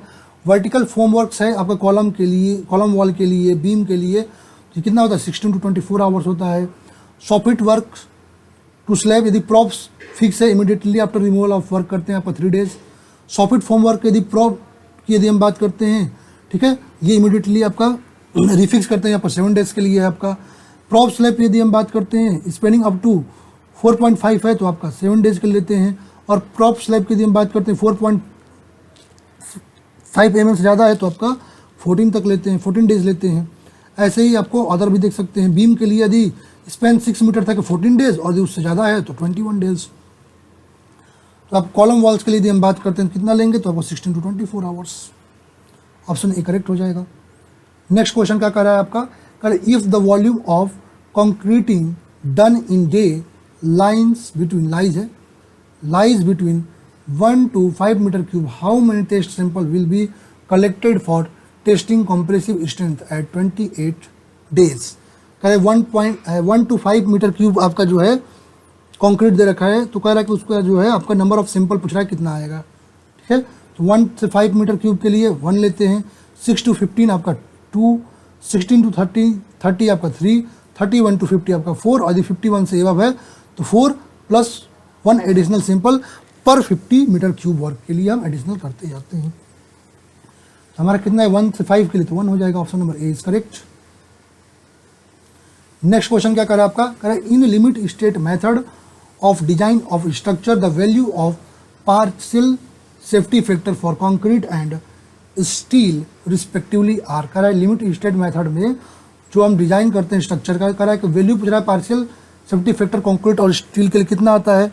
यदि हम बात करते हैं आपका तो partial factor of safety concrete और स्टील के लिए 1.5 एंड 1.15 रिस्पेक्टिवली आता है। यदि लिमिट स्टेट मेथड में यदि हम बात करते हैं तो कंक्रीट का कोलैप्स में यदि हम बात करते हैं 1.5, डिफ्लेक्शन आपका कितना आता है आपका 1 आता है और क्रैकिंग में 1.3, स्टील कोलैप्स में 1.15, डिफ्लेक्शन में 1 और क्रैकिंग में 1। यहाँ सही ऑप्शन क्या होगा 1.5 to 1.15।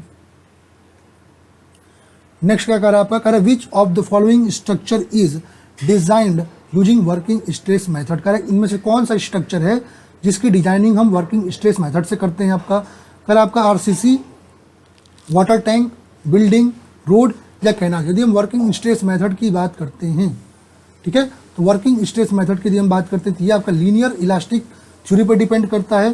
ठीक है, इसका यूज हम जो है अपना किसके लिए कर सकते हैं तो आपका चिमनी के लिए, वो आपका वाटर टैंक के लिए, आरसी ब्रिज के लिए, इन सब के लिए वर्किंग स्ट्रेस मेथड आपका जो है सबसे ज़्यादा सही आता है। तो यहाँ सही ऑप्शन क्या हो जाएगा आपका RCC water tank. Next question क्या कर रहा है आपका, कह रहा है IS code used for concrete mix proportioning is. कह रहा है कंक्रीट मिक्स प्रोपोर्शनिंग के लिए कौन सा आईएस कोड यूज करते हैं। आईएस 456 2000, आईएस 800 2007, आईएस 875 1987 या आईएस 10262 2009। यदि हम गाइडलाइंस की बात करते हैं तो आईएस 10262 के यदि हम बात करते हैं ये आपका गाइडलाइन है कंक्रीट मिक्स डिजाइन के लिए। 269 के यदि हम बात करते हैं तो ये आपका ओपीसी 33 ग्रेड के स्पेसिफिकेशन के लिए है, पूरा मैंने यहाँ बता दिया। 8112 के यदि हम बात करते हैं तो ये भी ओपीसी 43 ग्रेड के लिए। 11269 के यदि हम बात करते हैं 53 ग्रेड के लिए। 8041 आपका रैपिड हार्डनिंग पोर्टलैंड सीमेंट के लिए। 8042 के यदि हम बात करते हैं वाइट पोर्टलैंड सीमेंट के लिए। 8043 आपका हाइड्रोफोबिक पोर्टलैंड सीमेंट के लिए। सो ऑन आप लोग देख सकते हैं, पूरा हमने इतना आप लोग दे रखा है। तो आपका मिक्स प्रोपोर्शनिंग के लिए यदि हम बात करते हैं तो कौन सा होता है 10262 2009। नेक्स्ट क्वेश्चन क्या कर रहा है, आपका in a reinforced concrete member the best way of insure adequate bond is. कह रहा है रेनफोर्स्ड कंक्रीट मेंबर में एडिक्वेट बॉन्डिंग के लिए सबसे अच्छा तरीका क्या होता है। कह रहा है to provide less number of large diameter of reinforcement bar. कह रहा है कि large number of reinforcement bar जो है, अच्छा लार्ज डायमीटर का लेस बार कह रहा है प्रोवाइड करने को। अगला कह रहा है to provide large number of small diameter bar. हम कह रहा है कि आपका जो स्मॉल डायमीटर का बार जो है लार्ज नंबर में प्रोवाइड कर दें। और क्या कह रहा है to increase the cover of reinforcement. कह रहा है रेनफोर्समेंट कवर को इंक्रीज कर दें। ठीक है,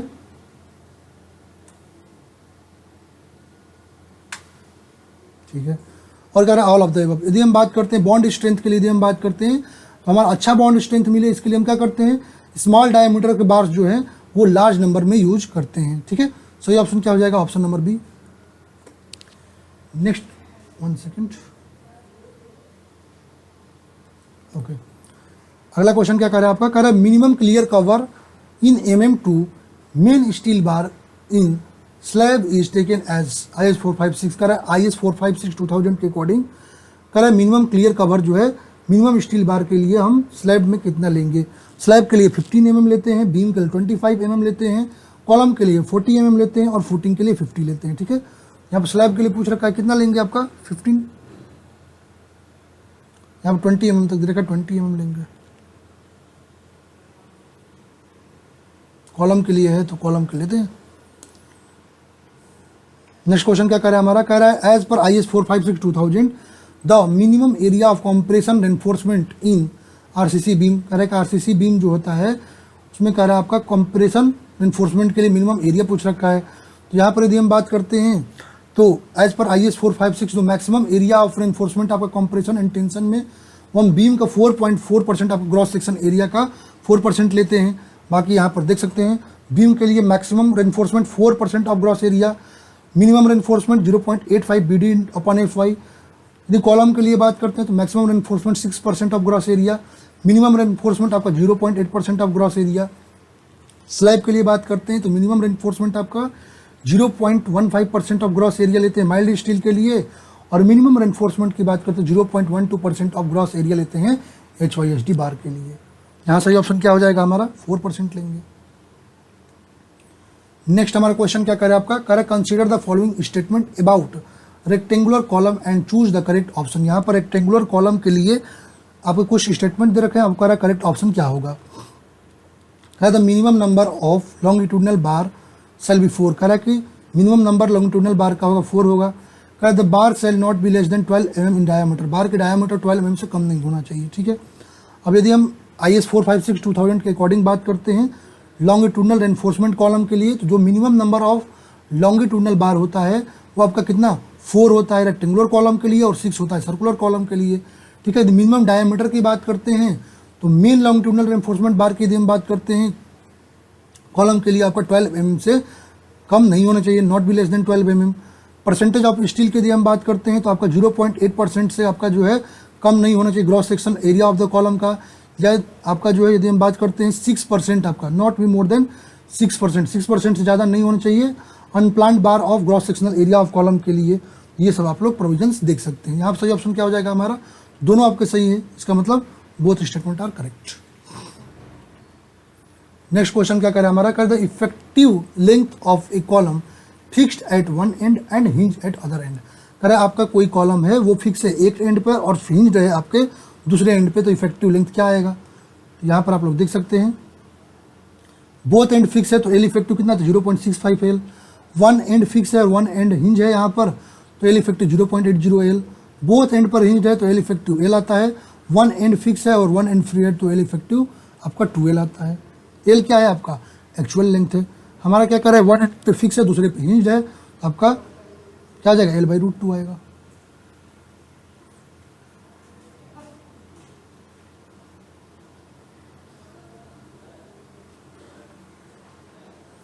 नेक्स्ट क्वेश्चन हमारा FM का है, कह रहा है discharge through V notch varies as. कह रहा है V नॉच के लिए जो डिस्चार्ज होता है वो किसके साथ वेरी करता है, H⁻1/2, H⁻3/2 या H⁵5/2 या H⁵5/4। यदि हम बात करते हैं रेक्टेंगुलर नॉच जो होता है हमारा, ठीक है,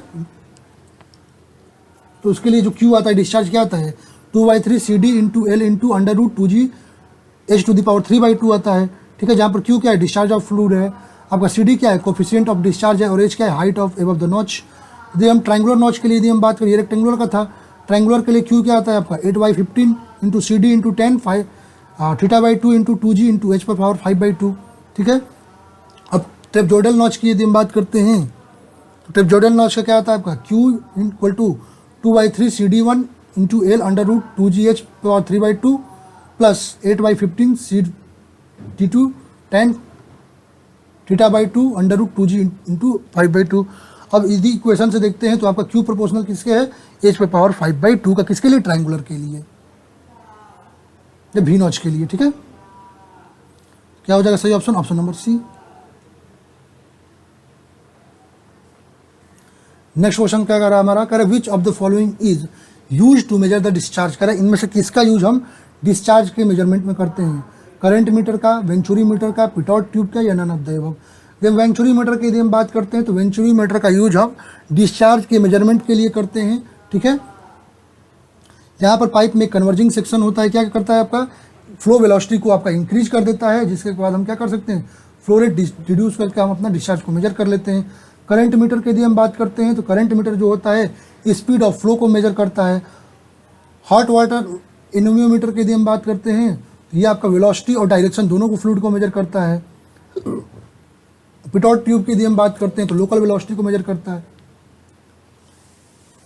तो डिस्चार्ज को कौन मेजर करता है? तो venturimeter. Option number B is correct. Next question क्या कर रहा है आपका? कह रहा है a floating body is said to be in stable equilibrium. कह रहा है एक फ्लोटिंग बॉडी है उसको स्टेबल इक्विलिब्रियम में कब कहेंगे?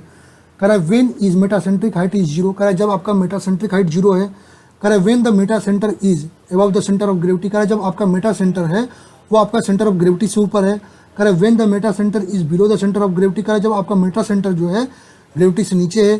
क्या कह रहा है आपका? When the centre of gravity is below the centre of buoyancy. कह रहा है कि आपका सेंटर ऑफ ग्रेविटी है बावेंसी से बिलो है। अब यदि हम बात करते हैं स्टेबिलिटी ऑफ फ्लोटिंग बॉडीज की तो स्टेबल इक्विलिब्रियम तब अटेन कर सकते हैं जब आपका मेटासेंट्रिक पॉइंट जो है वो आपका सेंटर ऑफ ग्रेविटी से नीचे लाई करता है। ठीक है। अब यदि मेटा सेंटर की बात करते हैं तो मेटा सेंटर क्या होता है? तो ये ऐसा पॉइंट होता है जिसके यदि हम आइदर की बात करते हैं तो आपका बॉडी क्या करता है? स्मॉल एंगल के लिए टिल्टेड होने पर ऑसिलेट करने लगता है। ठीक है। तो ये होता है क्या? Meta centre. यदि हम बात करते हैं स्टेबिलिटी कंडीशन के फ्लोटिंग बॉडीज के लिए तो स्टेबल कंडीशन कब होगा? स्टेबल इक्विलिब्रियम तो जब आपका मेटा सेंटर जो है आपका सेंटर ऑफ ग्रेविटी से ऊपर होगा। ठीक है। अनस्टेबल की बात करते हैं जब मेटा सेंटर आपका below the centre of gravity of the body होगा। और न्यूट्रल के लिए दोनों एक दूसरे को सेम पॉइंट पे कोइंसाइड करते हैं। ठीक है। सबमर्ज बॉडीज के लिए यदि हम बात करते हैं तो स्टेबल इक्विलिब्रियम कब होगा? जब आपका सेंटर ऑफ बावेंसी होगा आपका एबव होगा सेंटर ऑफ ग्रेविटी के। अनस्टेबल इक्विलिब्रियम कब होगा? जब आपका सेंटर ऑफ बावेंसी आपका below of centre of gravity होगा। और न्यूट्रल कब होगा? जब दोनों एक दूसरे को कोइंसाइड कर देंगे। हमारा क्वेश्चन किसके लिए? फ्लोटिंग बॉडी के लिए आपका स्टेबल कंडीशन कब होगा? तो आपका जब आपका मेटा सेंटर जो है एबव होगा सेंटर ऑफ ग्रेविटी के। Option number B correct. Next question क्या कर रहा है आपका? कह रहा है Froude number is the ratio of inertia to. कह रहा है फ्रॉड नंबर किसका रेशियो होता है? आपको पता है फ्रॉड नंबर की यदि हम बात करते हैं तो ये रेशियो होता है inertia force to the gravitational force. तो सही ऑप्शन क्या होगा? Gravity force. तो option number B is correct. अब सवाल का क्वेश्चन है अपना, क्या कह रहा है आपका? कह रहा है a pycnometer is use to determine. कह रहा है जो पिक्नोमीटर होता है उसका यूज हम किसके डिटर्मिनेशन में करते हैं? अब पिक्नोमीटर की यदि हम बात करते हैं तो ये क्या करता है? ये आपका कोहेजन लेस सॉइल जो होती है, ठीक है, उसका जो स्पेसिफिक ग्रेविटी और ये वाटर कंटेंट को मेजर करने में यूज में आता है। बाकी और सारे जो है यूनिट वेट डिटरमाइन करने के कुछ यहाँ मेथड जैसे sand replacement method, core cutter method, water displacement method. Water content के लिए आपका क्या क्या यूज हो सकता है? आपका oven drawing method, calcium carbide method, sand bath method, radiation method, torsional balance method. ठीक है। यहाँ पर यदि हम बात करते हैं पिक्नोमीटर तो water content. Option number A is correct.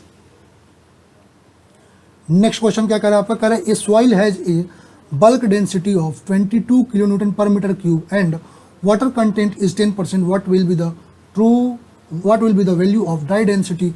Die density पूछ रखा है तो गामा डी इक्वल टू क्या होता है? गामा डी इक्वल टू होता है gamma bulk upon 1 plus water content. ठीक है। तो गामा डी निकाल सकते हैं। क्या आ जाएगा गामा डी आपका? 22 अपॉन कितना देगा? 22 अपॉन 1 प्लस 0.1 10% है। कितना आ जाएगा? इसको सॉल्व करें 20 kilo Newton per metre cube. सही ऑप्शन बी हो जाएगा। नेक्स्ट हमारा क्वेश्चन क्या कह रहा है आपका? कह रहा है the ratio of volume of voids to the volume of soil mass is called. कह रहा है जो आपका volume of void to the volume of soil mass का जो रेशियो होता है उसको क्या कहते हैं? Air content, porosity, percentage air void या वाइड रेशियो। यदि हम वाइड रेशियो की बात करते हैं तो वाइड रेशियो क्या होता है? ये आपका रेशियो होता है volume of void to the total volume of solid. Porosity क्या होता है? ये पोरोसिटी की यदि हम बात करते हैं ये क्या होता है? ये आपका volume of void to the total volume of soil होता है। दोनों के बीच रिलेशनशिप देख सकते हैं, E equal to N upon 1 minus N और N equal to E upon 1 plus N. इसी तरह यदि हम वाटर कंटेंट की यदि हम बात करते हैं, वाटर कंटेंट किसका रेशियो होता है?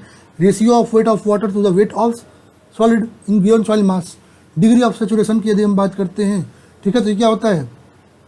वेट ऑफ सॉलिड आपका वेट ऑफ वाइड से हम ले लेते हैं। ठीक है।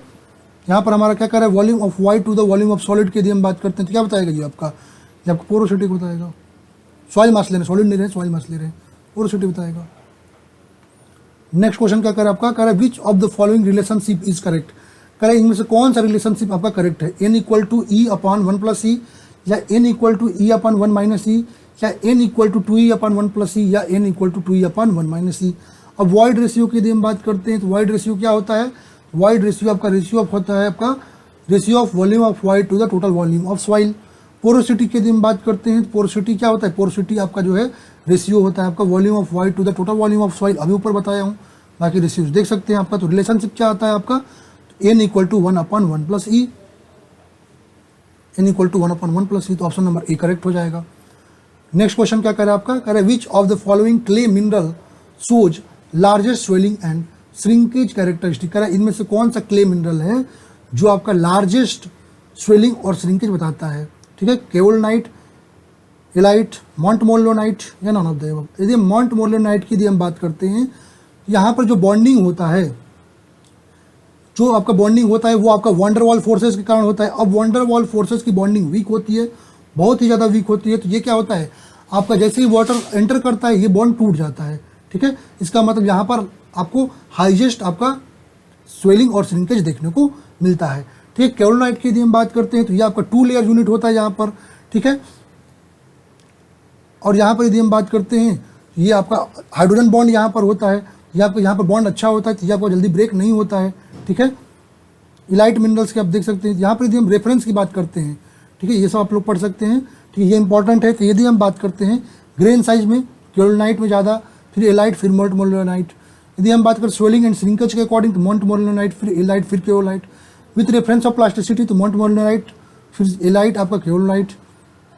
ऐसे ड्राई स्ट्रेंथ की बात करते हैं उसके अकॉर्डिंग भी देख सकते हैं। तो ये पूरा आपको क्वेश्चन जैसे बनते हैं वो आपको यहाँ पर दे रखा है। यहाँ पर सही ऑप्शन क्या हो जाएगा, montmorillonite, option C is correct. Next question क्या करे आपका, करे which of the following has high porosity as well as high permeability, करे इनमें से जो है किसके पास हाई पोरोसिटी और हाई परमेबिलिटी आपका होता है, एक्वीफर के पास, एक्वीफ्लूइड के साथ, एक्वीटार्ड के साथ या एक्वीफ्यूज के साथ। जब हम एक्वीफर की बात करते हैं ये आपका कहाँ होता है, ये आपका बीनीथ द वाटर टेबल होता है, ठीक है। ये आपका अंडरग्राउंड लेयर होता है वाटर बेरिंग रॉक का, ठीक है, जो कि आपका परमेबल रॉक होता है। ये आपका ह्यूज स्टोर हाउस होता है वाटर का। एक्वीफर दो प्रकार से होते हैं आपके, कन्फाइंड एक्वीफर और अनकन्फाइंड एक्वीफर। कन्फाइंड एक्वीफर की बात करते हैं ये आपका बिलो लैंड सरफेस होता है, सैचुरेटेड वाटर होता है यहाँ पर। और अनकन्फाइंड एक्वीफर की बात करते हैं यहाँ पर ये आपका जो है जहाँ पर जो डायरेक्ट कॉन्टेक्ट ग्राउंड वाटर को होता है एटमॉस्फेयर से, वहाँ पर होता है, ठीक है। और यदि हम बात करते हैं अपने क्वेश्चन की यदि, तो आपका हाई पोरोसिटी हाई परमेबिलिटी की यदि हम बात करते हैं कहाँ पर मिलता है, एक्वीफर पे, ऑप्शन ए इज करेक्ट। अब हाईवे क्वेश्चन है अपना, क्वेश्चन क्या करें हमारा, 1 सेकेंड।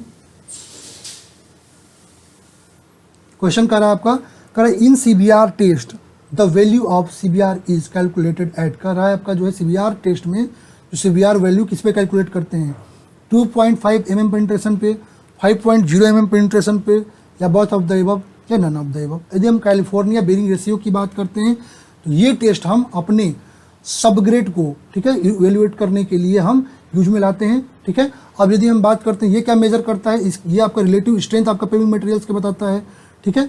और सीबीआर टेस्ट में यदि हम बात करते हैं तो आपका कंपेक्शन रेट 1.25 mm पर मिनट होना चाहिए और आपका 25 mm सीव साइज आपका होता है, ठीक है।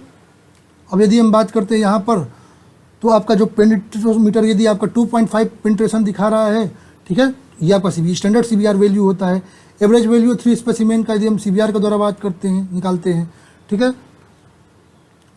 सीबीआर वैल्यू आप देख सकते हैं यहाँ पर load carried by specimen upon load carried by standard. यदि हम बात करते हैं यदि आपका CBR value greater than CBR at 5 mm है, अडॉप्ट करेंगे, ठीक है। 2.5 वाला भी होता है। तो आपका यदि हम बात करते हैं तो सीबीआर वैल्यू दोनों के लिए, ठीक है, 5 mm के लिए भी है और आपका 2.5 के लिए। तो सही ऑप्शन क्या हो जाएगा आपका, दोनों के लिए, बोथ ए एंड बी। तो option number C is correct. Next question क्या कर रहा है आपका, the stopping distance SSD depends upon which of the following factor, कर रहा है जो स्टॉपिंग साइड डिस्टेंस है वो किस पे डिपेंड करती है। जब हम स्टॉपिंग साइड डिस्टेंस की बात करते हैं तो ये आपका मिनिमम साइड डिस्टेंस हाईवे पे अवेलेबल होता है आपके ड्राइवर के लिए, जिससे आपका विदाउट कोल्यूजन अपना सेफ उसको अपने व्हीकल को रोक सके, ठीक है। जब हम स्टॉपिंग साइड डिस्टेंस की बात करते हैं तो ये इक्वल होता है क्या, lag distance plus braking distance. Stopping sight distance SSD equal to क्या होता है, VT plus V² upon 2G question में N प्लस माइनस F। यहाँ पर V क्या है, स्पीड ऑफ व्हीकल, T क्या है, reaction time of driver, N क्या है, efficiency of brake, a friction of coefficient है, इसका मतलब ये किस पे डिपेंड कर रही है आपकी, सभी पर, आपका total reaction time of driver, speed of vehicle और एफिशिएंसी ऑफ ब्रेक पे। नेक्स्ट क्वेश्चन क्या करे आपका, नेक्स्ट क्वेश्चन करे आपका camber in the road is provided for which of the following purpose. कह रहा है रोड में जो कैम्बर प्रोवाइड करते हैं किस पर्पस के लिए प्रोवाइड करते हैं, इफेक्टिव ड्रेनेज के लिए, counter attacking the centrifugal force, कह रहा है सेंट्रीफ्यूगल फोर्स जो है उसको काउंटर अटैक करने के लिए, या प्रॉपर साइड डिस्टेंस के लिए, नन ऑफ द अबव। अब यदि हम कैम्बर की बात करते हैं, ठीक है, तो कैम्बर की यदि हम बात करते हैं तो कैम्बर आपका स्लोप होता है जिसको हम रोड के ट्रांसफर डायरेक्शन में प्रोवाइड करते हैं, जिससे हमारा जो रेनफॉल से जो वाटर आ रहा है वो आपके सड़क पे इकट्ठा ना हो, कलेक्ट ना हो, और वो क्या कर जाए आपका ड्रेन आउट हो जाए आपका, ठीक है। सही ऑप्शन क्या होगा, इफेक्टिव ड्रेनेज के लिए, option number A is correct. Next question क्या कर रहा है आपका, कह रहा है the ruling design speed on a national highway in plain terrain as per IRC recommendation. IRC recommendation के अकॉर्डिंग आपका डिजाइन स्पीड पूछ रहा है किसके लिए, नेशनल हाईवे के लिए प्लेन टेरेन में। यहाँ पर एक्सप्रेस के लिए देख सकते हैं, प्लेन में आपका 120, रोलिंग में 100, माउंटेनियस में 80 और आपका स्टीप में 60। हमारा क्वेश्चन, बाकी सब आप लोग देख सकते हैं, हमारा क्वेश्चन किसके लिए, नेशनल हाईवे के लिए बात करते हैं। नेशनल और स्टेट हाईवे के लिए आपका प्लेन में 100, रोलिंग में 80, माउंटेनियस में 65 और स्टीप में 50 आता है। यहाँ सही ऑप्शन क्या होगा, सी हो जाएगा आपका, प्लेन में 100 हो जाता है। नेक्स्ट क्वेश्चन क्या कर रहा है आपका, कर रहा है for highway geometric design purpose which of the following speed is used. कर रहा है कि हाईवे में जो है हम यदि बात करते हैं, कर रहा है कि हाईवे में जब जियोमेट्रिक डिजाइन के लिए हम बात करते हैं, कर रहा है कि इनमें से कौन सा स्पीड जो है यूज लेते हैं, 15 percentile, 50th percentile, 85th percentile या 90th परसेंटाइल। यदि हम बात करते हैं अपने हाईवे के जियोमेट्रिक डिजाइन में तो हम 98th परसेंटाइल स्पीड जो है वो एडॉप्ट करते हैं, ठीक है। यहाँ पर यदि जियोमेट्रिक डिजाइन में आपका 98th परसेंटाइल स्पीड आपका होता है, सेफ स्पीड आपका 85th परसेंटाइल स्पीड होता है, मिनिमम स्पीड लिमिट आपका 15 परसेंटाइल स्पीड। इस ग्राफ से आप लोग देख सकते हैं। सही ऑप्शन क्या होगा, 98, option number D is correct. Next question क्या कर रहा है आपका, कह रहा है Los Angeles testing machine is use to conduct which of the following test. कह रहा है जो लॉस एंजल टेस्टिंग मशीन है, ठीक है, उसका यूज हम किस टेस्ट को कंडक्ट करने के लिए करते हैं, एब्रेशन टेस्ट के लिए, इम्पैक्ट टेस्ट के लिए, फ्लैक्नेस टेस्ट के लिए, क्रशिंग इंस्टेंट टेस्ट के लिए। अब यदि हम बात करते हैं लॉस एंजल एब्रेशन टेस्ट की यदि हम बात करते हैं, ठीक है, इसका यूज हम अपना एग्रीगेट जो होता है उसके टफनेस और एब्रेशन रेसिस्टेंस जो होता है उसको मेजर करने के लिए यूज में लाते हैं, ठीक है। मैक्सिमम एब्रेशन वैल्यू की यदि हम बात करते हैं तो वेयरिंग कोर्स के लिए 30% होता है और बेस कोर्स के लिए वाटर बाउंड मैकेडन में 50% होता है, ठीक है। बाकी आप लोग और भी देख सकते हैं, इम्पैक्ट टेस्ट हम टफनेस के लिए करते हैं, साउंडनेस टेस्ट की यदि हम बात करते हैं तो वेदरिंग एक्शन के कारण जो आप रेसिस्टेंस होता है उसके लिए करते हैं एग्रीगेट का, एब्रेशन टेस्ट हार्डनेस के लिए करते हैं, सेफ टेस्ट हम फ्लैकीनेस इंडेक्स, इलोंगेशन इंडेक्स, एंगुलरिटी के लिए करते हैं, स्मिथ टेस्ट की यदि हम बात करते हैं तो स्टोन एग्रीगेट को सोल्यूबल मैटर के लिए करते हैं, ठीक है, specific gravity and water absorption test करते हैं, ठीक है, और स्ट्रिपिंग टेस्ट की यदि हम बात करते हैं एडिशन ऑफ विटामिन के लिए करते हैं। यहाँ पर सही ऑप्शन लॉस एंजल्स किसके लिए करते हैं तो आपका एब्रेशन के लिए करते हैं, option A correct. Next question हमारा रेलवे से कह रहा है what is the value of broad gauge used in railway tracks. कह रहा है रेलवे ट्रैक्स में जो ब्रॉड गेज होते हैं, ठीक है, उनके लिए कौन सा वैल्यू यूज करते हैं, 1.00 मीटर, 1.676 मीटर या 0.762 मीटर या 1.435। यदि हम ब्रॉड गेज के लिए बात करते हैं, ठीक है, तो यदि हम बात करते हैं तो आपका ब्रॉड गेज के लिए हम 1.676 मीटर यूज करते हैं, ठीक है। ब्रॉड गेज के लिए हम कितना 1.76 मीटर यूज करते हैं। सही ऑप्शन क्या होगा, ऑप्शन नंबर बी। बाकी और भी चीज़ें आपको यहाँ पर दे रखी हैं, आप लोग देख सकते हैं। लेंथ ऑफ रेल भी दे रखा है आपका, ब्रॉड गेज के लिए 12.1 मीटर, मीडियम गेज के लिए 11.89 मीटर और नैरो गेज के लिए 11.89 मीटर। अगला क्वेश्चन क्या कर रहा है आपका, composite sleeper index is used for which of the following type of sleeper. कह रहा है इनमें से किस टाइप ऑफ स्लीपर के लिए हम अपना कंपोजिट स्लीपर इंडेक्स जो है टेस्ट को यूज में करते हैं। अच्छा यदि हम बात करते हैं क्या क्या कर रहा है आपका, wooden sleeper, cast iron sleeper, concrete sleeper या स्टील स्लीपर। यदि हम बात करते हैं वुडन स्लीपर जो होता है, ठीक है, उसके सूटेबिलिटी को डिटरमाइन करने के लिए हम CSI टेस्ट जो है अपना करते हैं, ठीक है। CSI इक्वल टू क्या होता है आपका 1 + 10H/20, जहाँ H क्या स्ट्रेंथ इंडेक्स है, ग्रीन और ड्राई टिम्बर के लिए जहाँ पर मॉइस्चर कंटेंट 12% होता है। एच क्या है, हार्डनेस इंडेक्स है both green and dry timber के लिए, जहाँ पर आपका मॉइस्चर कंटेंट 12%। यहाँ सही ऑप्शन क्या हो जाएगा, wooden sleeper, option A is correct. अब CSI की वैल्यू देख सकते हैं, ट्रैक स्लीपर के लिए 783, क्रॉसिंग स्लीपर के लिए 1352, ब्रिज स्लीपर के लिए 1455 होता है। नेक्स्ट क्वेश्चन क्या कर रहा है आपका, correct which of the following gauge is generally used in metro rail system. Correct, metro rail system में जनरली हम किस गेज को यूज में लाते हैं, broad gauge, metre gauge, narrow gauge या स्टैंडर्ड गेज। यदि हम बात करते हैं स्टैंडर्ड गेज की, तो स्टैंडर्ड गेज क्या होता है, तो स्टैंडर्ड गेज जो होता है, यहाँ पर दो ट्रैक के बीच जो आपका डिस्टेंस होता है वो आपका कितना होता है, आपका 1435 होता है। ठीक है, ये आपका स्टैंडर्ड गेज होता है। यदि हम ब्रॉड गेज की बात करते हैं तो ये आपका लार्ज लाइन होता है आपका, और डिस्टेंस यदि हम बात करते हैं यहाँ पर कितना होता है 1676 mm होता है। मीटर गेज की यदि हम बात करते हैं तो यहाँ पर डिस्टेंस आपका 1000 mm होता है। ठीक है, ये आपको कॉस्ट को रिड्यूस करने के लिए यूज में लाते हैं। अब यदि हम बात करते हैं आपका स्टैंडर्ड गेज की, यहाँ पर हम बात करते हैं तो हमारा जो कोलकाता जो ट्राम सिस्टम है वहाँ पर जो है आपका जो मेट्रो रेल है उसमें यूज में लाया जाता है, तो आपको मेट्रो रेल में इसको यूज में लाते हैं। Option number D is correct. अब अपने इरिगेशन क्वेश्चन है, पहला क्वेश्चन क्या करें आपका, the relationship between duty depth of water delta and base period be days is given by, तो आपको पता ही है रिलेशनशिप क्या आता है आपका, ड्यूटी डेल्टा का रिलेशनशिप क्या आता है आपका, ये आता है आपका duty equal to 8.648 B upon D, तो option number C is correct. बाकी ड्यूटी क्या होता है, तो ड्यूटी आपका नंबर ऑफ हेक्टेयर्स जो होता है, आपका एक क्यूबिक वाटर जो है कितना नंबर ऑफ हेक्टेयर्स को इरिगेट कर सकता है आपका through out the base period, आपको क्या कहलाता है, आपका ड्यूटी कहलाता है। डेल्टा क्या होता है, डेल्टा आपका डेप्थ ऑफ वाटर क्रॉप का होता है, उसको बेस पीरियड में फुल मैच्योरिटी के लिए कितना वाटर रिक्वायरमेंट है वो आपका डेल्टा कहलाता है। बेस पीरियड क्या होता है, तो आपका सोइंग से लेकर के आपका हार्वेस्टिंग तक के बीच का पीरियड आपका जो होता है बेस पीरियड होता है। जनरली हम उसी क्रॉप पीरियड भी ले लेते हैं। रिलेशनशिप की यदि हम बात करते हैं क्या होता है 8.64 B upon D. Next question क्या करा आपका, करा the water utilized by the plants होगा is available in soils mainly in the form of, कह रहा है जो आपका वाटर जो प्लांट्स के द्वारा आपका यूटिलाइज किया जा रहा है सॉइल में मेनली अब किस फॉर्म में होता है, ग्रेविटी वाटर के, फ्री वाटर के, केमिकल वाटर के या कैपिलरी वाटर के। अब यदि हम बात करते हैं ग्रेविटेशनल वाटर की, ठीक है, तो ग्रेविटेशनल वाटर क्या होते हैं, ये ऐसे वाटर होते हैं जो कि आपका ग्रेविटी के कारण आपके ड्रेन आउट हो जाते हैं। इसका मतलब आपका जो प्लांट होता है इस वाटर को यूज नहीं कर पाता, ये आपका एक्सेस फिल कैपेसिटी वाटर होता है। ठीक है, हाइग्रोस्कोपिक वाटर की यदि हम बात करते हैं तो हाइग्रोस्कोपिक वाटर क्या होता है, तो आपके सॉइल पार्टिकल्स के ऊपर जो है ना जो कोलाइडल पार्टिकल्स होते हैं वहाँ पर टाइटली एक जो क्या करते हैं हेल्ड करके टाइटली होल्ड करके एक लेयर बना लेते हैं, ये होते हैं हाइग्रोस्कोपिक वाटर।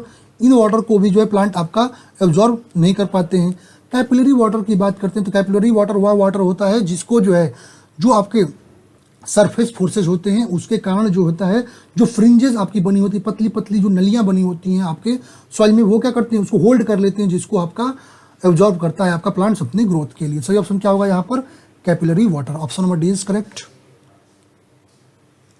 नेक्स्ट क्वेश्चन क्या कर रहा है आपका, कह as per Lacey's theory the silt factor is, कह रहा है लेसिस थ्योरी के अकॉर्डिंग सिल्ट फैक्टर क्या होता है, directly proportional to average particle size, inversely proportional to average particle size, directly proportional to square root of average particle size या independent of particle size. यदि हम लेसिस थ्योरी की बात करते हैं तो लेसिस थ्योरी में आपका सिल्ट फैक्टर क्या होता है 1.76 into under root D mm में लेते हैं, तो इसका मतलब सिल्ट फैक्टर वो क्या हुआ आपका डायरेक्टली प्रोपोर्शनल हो गया square root of average particle size. क्या हो जाएगा आपका directly proportional to square root of average particle size. Velocity की यदि हम बात करते हैं तो वेलोसिटी हमारा कितना आता है, हम वेलोसिटी की बात कर रहे हैं तो आपका वेलोसिटी आ रहा है कितना, तो v इक्वल टू आता है आपका कितना आपका q इंटू एफ का square upon 140 to power 1/6। Hydraulic mean depth आपका कितना आता है, तो हाइड्रोलिक मीन डेप्थ जो हमारा आता है वो आता है आपका r equal to 5v square upon 2f। Weighted parameter p equal to 4.5 under root q आता है, और बेड स्लोप आपका f to the power 5/3 under root upon जो है आपका 3340 into q to the power 1/6। तो ये सारी चीज़ें आपको याद रहनी चाहिए। नेक्स्ट क्वेश्चन आपका BCME से है, कह रहा है आपका the ratio of cement sand in motor for full brick wall machinery, कह रहा है फुल ब्रिक वॉल मशीनरी के लिए सीमेंट सैंड का जो मोटार होता है उसका रेशियो पूछ रहा है कितना 1:4 से 1:6 लेते हैं। अब सही ऑप्शन क्या हो जाएगा 1:6। अब हाइड्रोलॉजी क्वेश्चन है, कह रहा है आपका rain gauge should preferably the fix, कह रहा है जो रेन गेज होता है आपका कहाँ पर फिक्स करते हैं, near the building, under the tree, in the closed space या इन एन ओपन स्पेस। अब यदि हम बात करते हैं अपना रेन गेजेस की यदि हम बात करते हैं तो रेन गेजेस के स्टेशन की यदि हम बात करते हैं तो आपका साइट आपका जो है लेवल होना चाहिए, आपका लेवल ग्राउंड होना चाहिए और ओपन स्पेस होना चाहिए, ठीक है। यहाँ पर कोई स्लोपिंग ग्राउंड नहीं होना चाहिए, ठीक है। जब हम साइट्स की बात करते हैं वो आपका गेज स्टेशन की यदि हम बात करते हैं वहाँ पर ट्री बिल्डिंग वगैरह से डिस्टेंस आपका 2 गुना होना चाहिए, ठीक है, हाइट का, ठीक है। हिली एरिया में यदि हम बात करते हैं जहाँ पर ग्राउंड लेवल आपका जो है स्लोपी हो जाता है वहाँ पर हमको जो है हाई विंड शील्ड देखने को मिलता है, ठीक है। तो ऐसा जगह खोजना है जहाँ पर विंड शील्डिंग आपको मिले, ठीक है। ये सारी चीज़ें आपको ध्यान में रखनी होती हैं। यहाँ पर क्या हो जाएगा, तो यदि हम रेन गेज के लिए प्रिफरेबल क्या होगा आपका, तो open space, option number D is correct. Next question क्या करे आपका, करे hydrograph is the graphical representation of, करे हाइड्रोग्राफ जो होता है किसका ग्राफिकल रिप्रेजेंटेशन होता है। तो हाइड्रोग्राफ की यदि हम बात करते हैं तो आपका इंस्टेंटेनियस डिस्चार्ज वेस्ट टाइम के बीच जो है आपका क्या होता है, ये आपका ग्राफ होता है, ठीक है। फैक्टर्स जो होते हैं सेप के आपका मेट्रोलॉजिकल फैक्टर होते हैं, ठीक है, आपका वाटर सेट फैक्टर होता है, ह्यूमन फैक्टर्स, ये सब इफेक्ट करते हैं। किसका ये आपका ग्राफ है, तो ये आपका ग्राफ है आपका किसका, ground water flow and time, option number C is correct.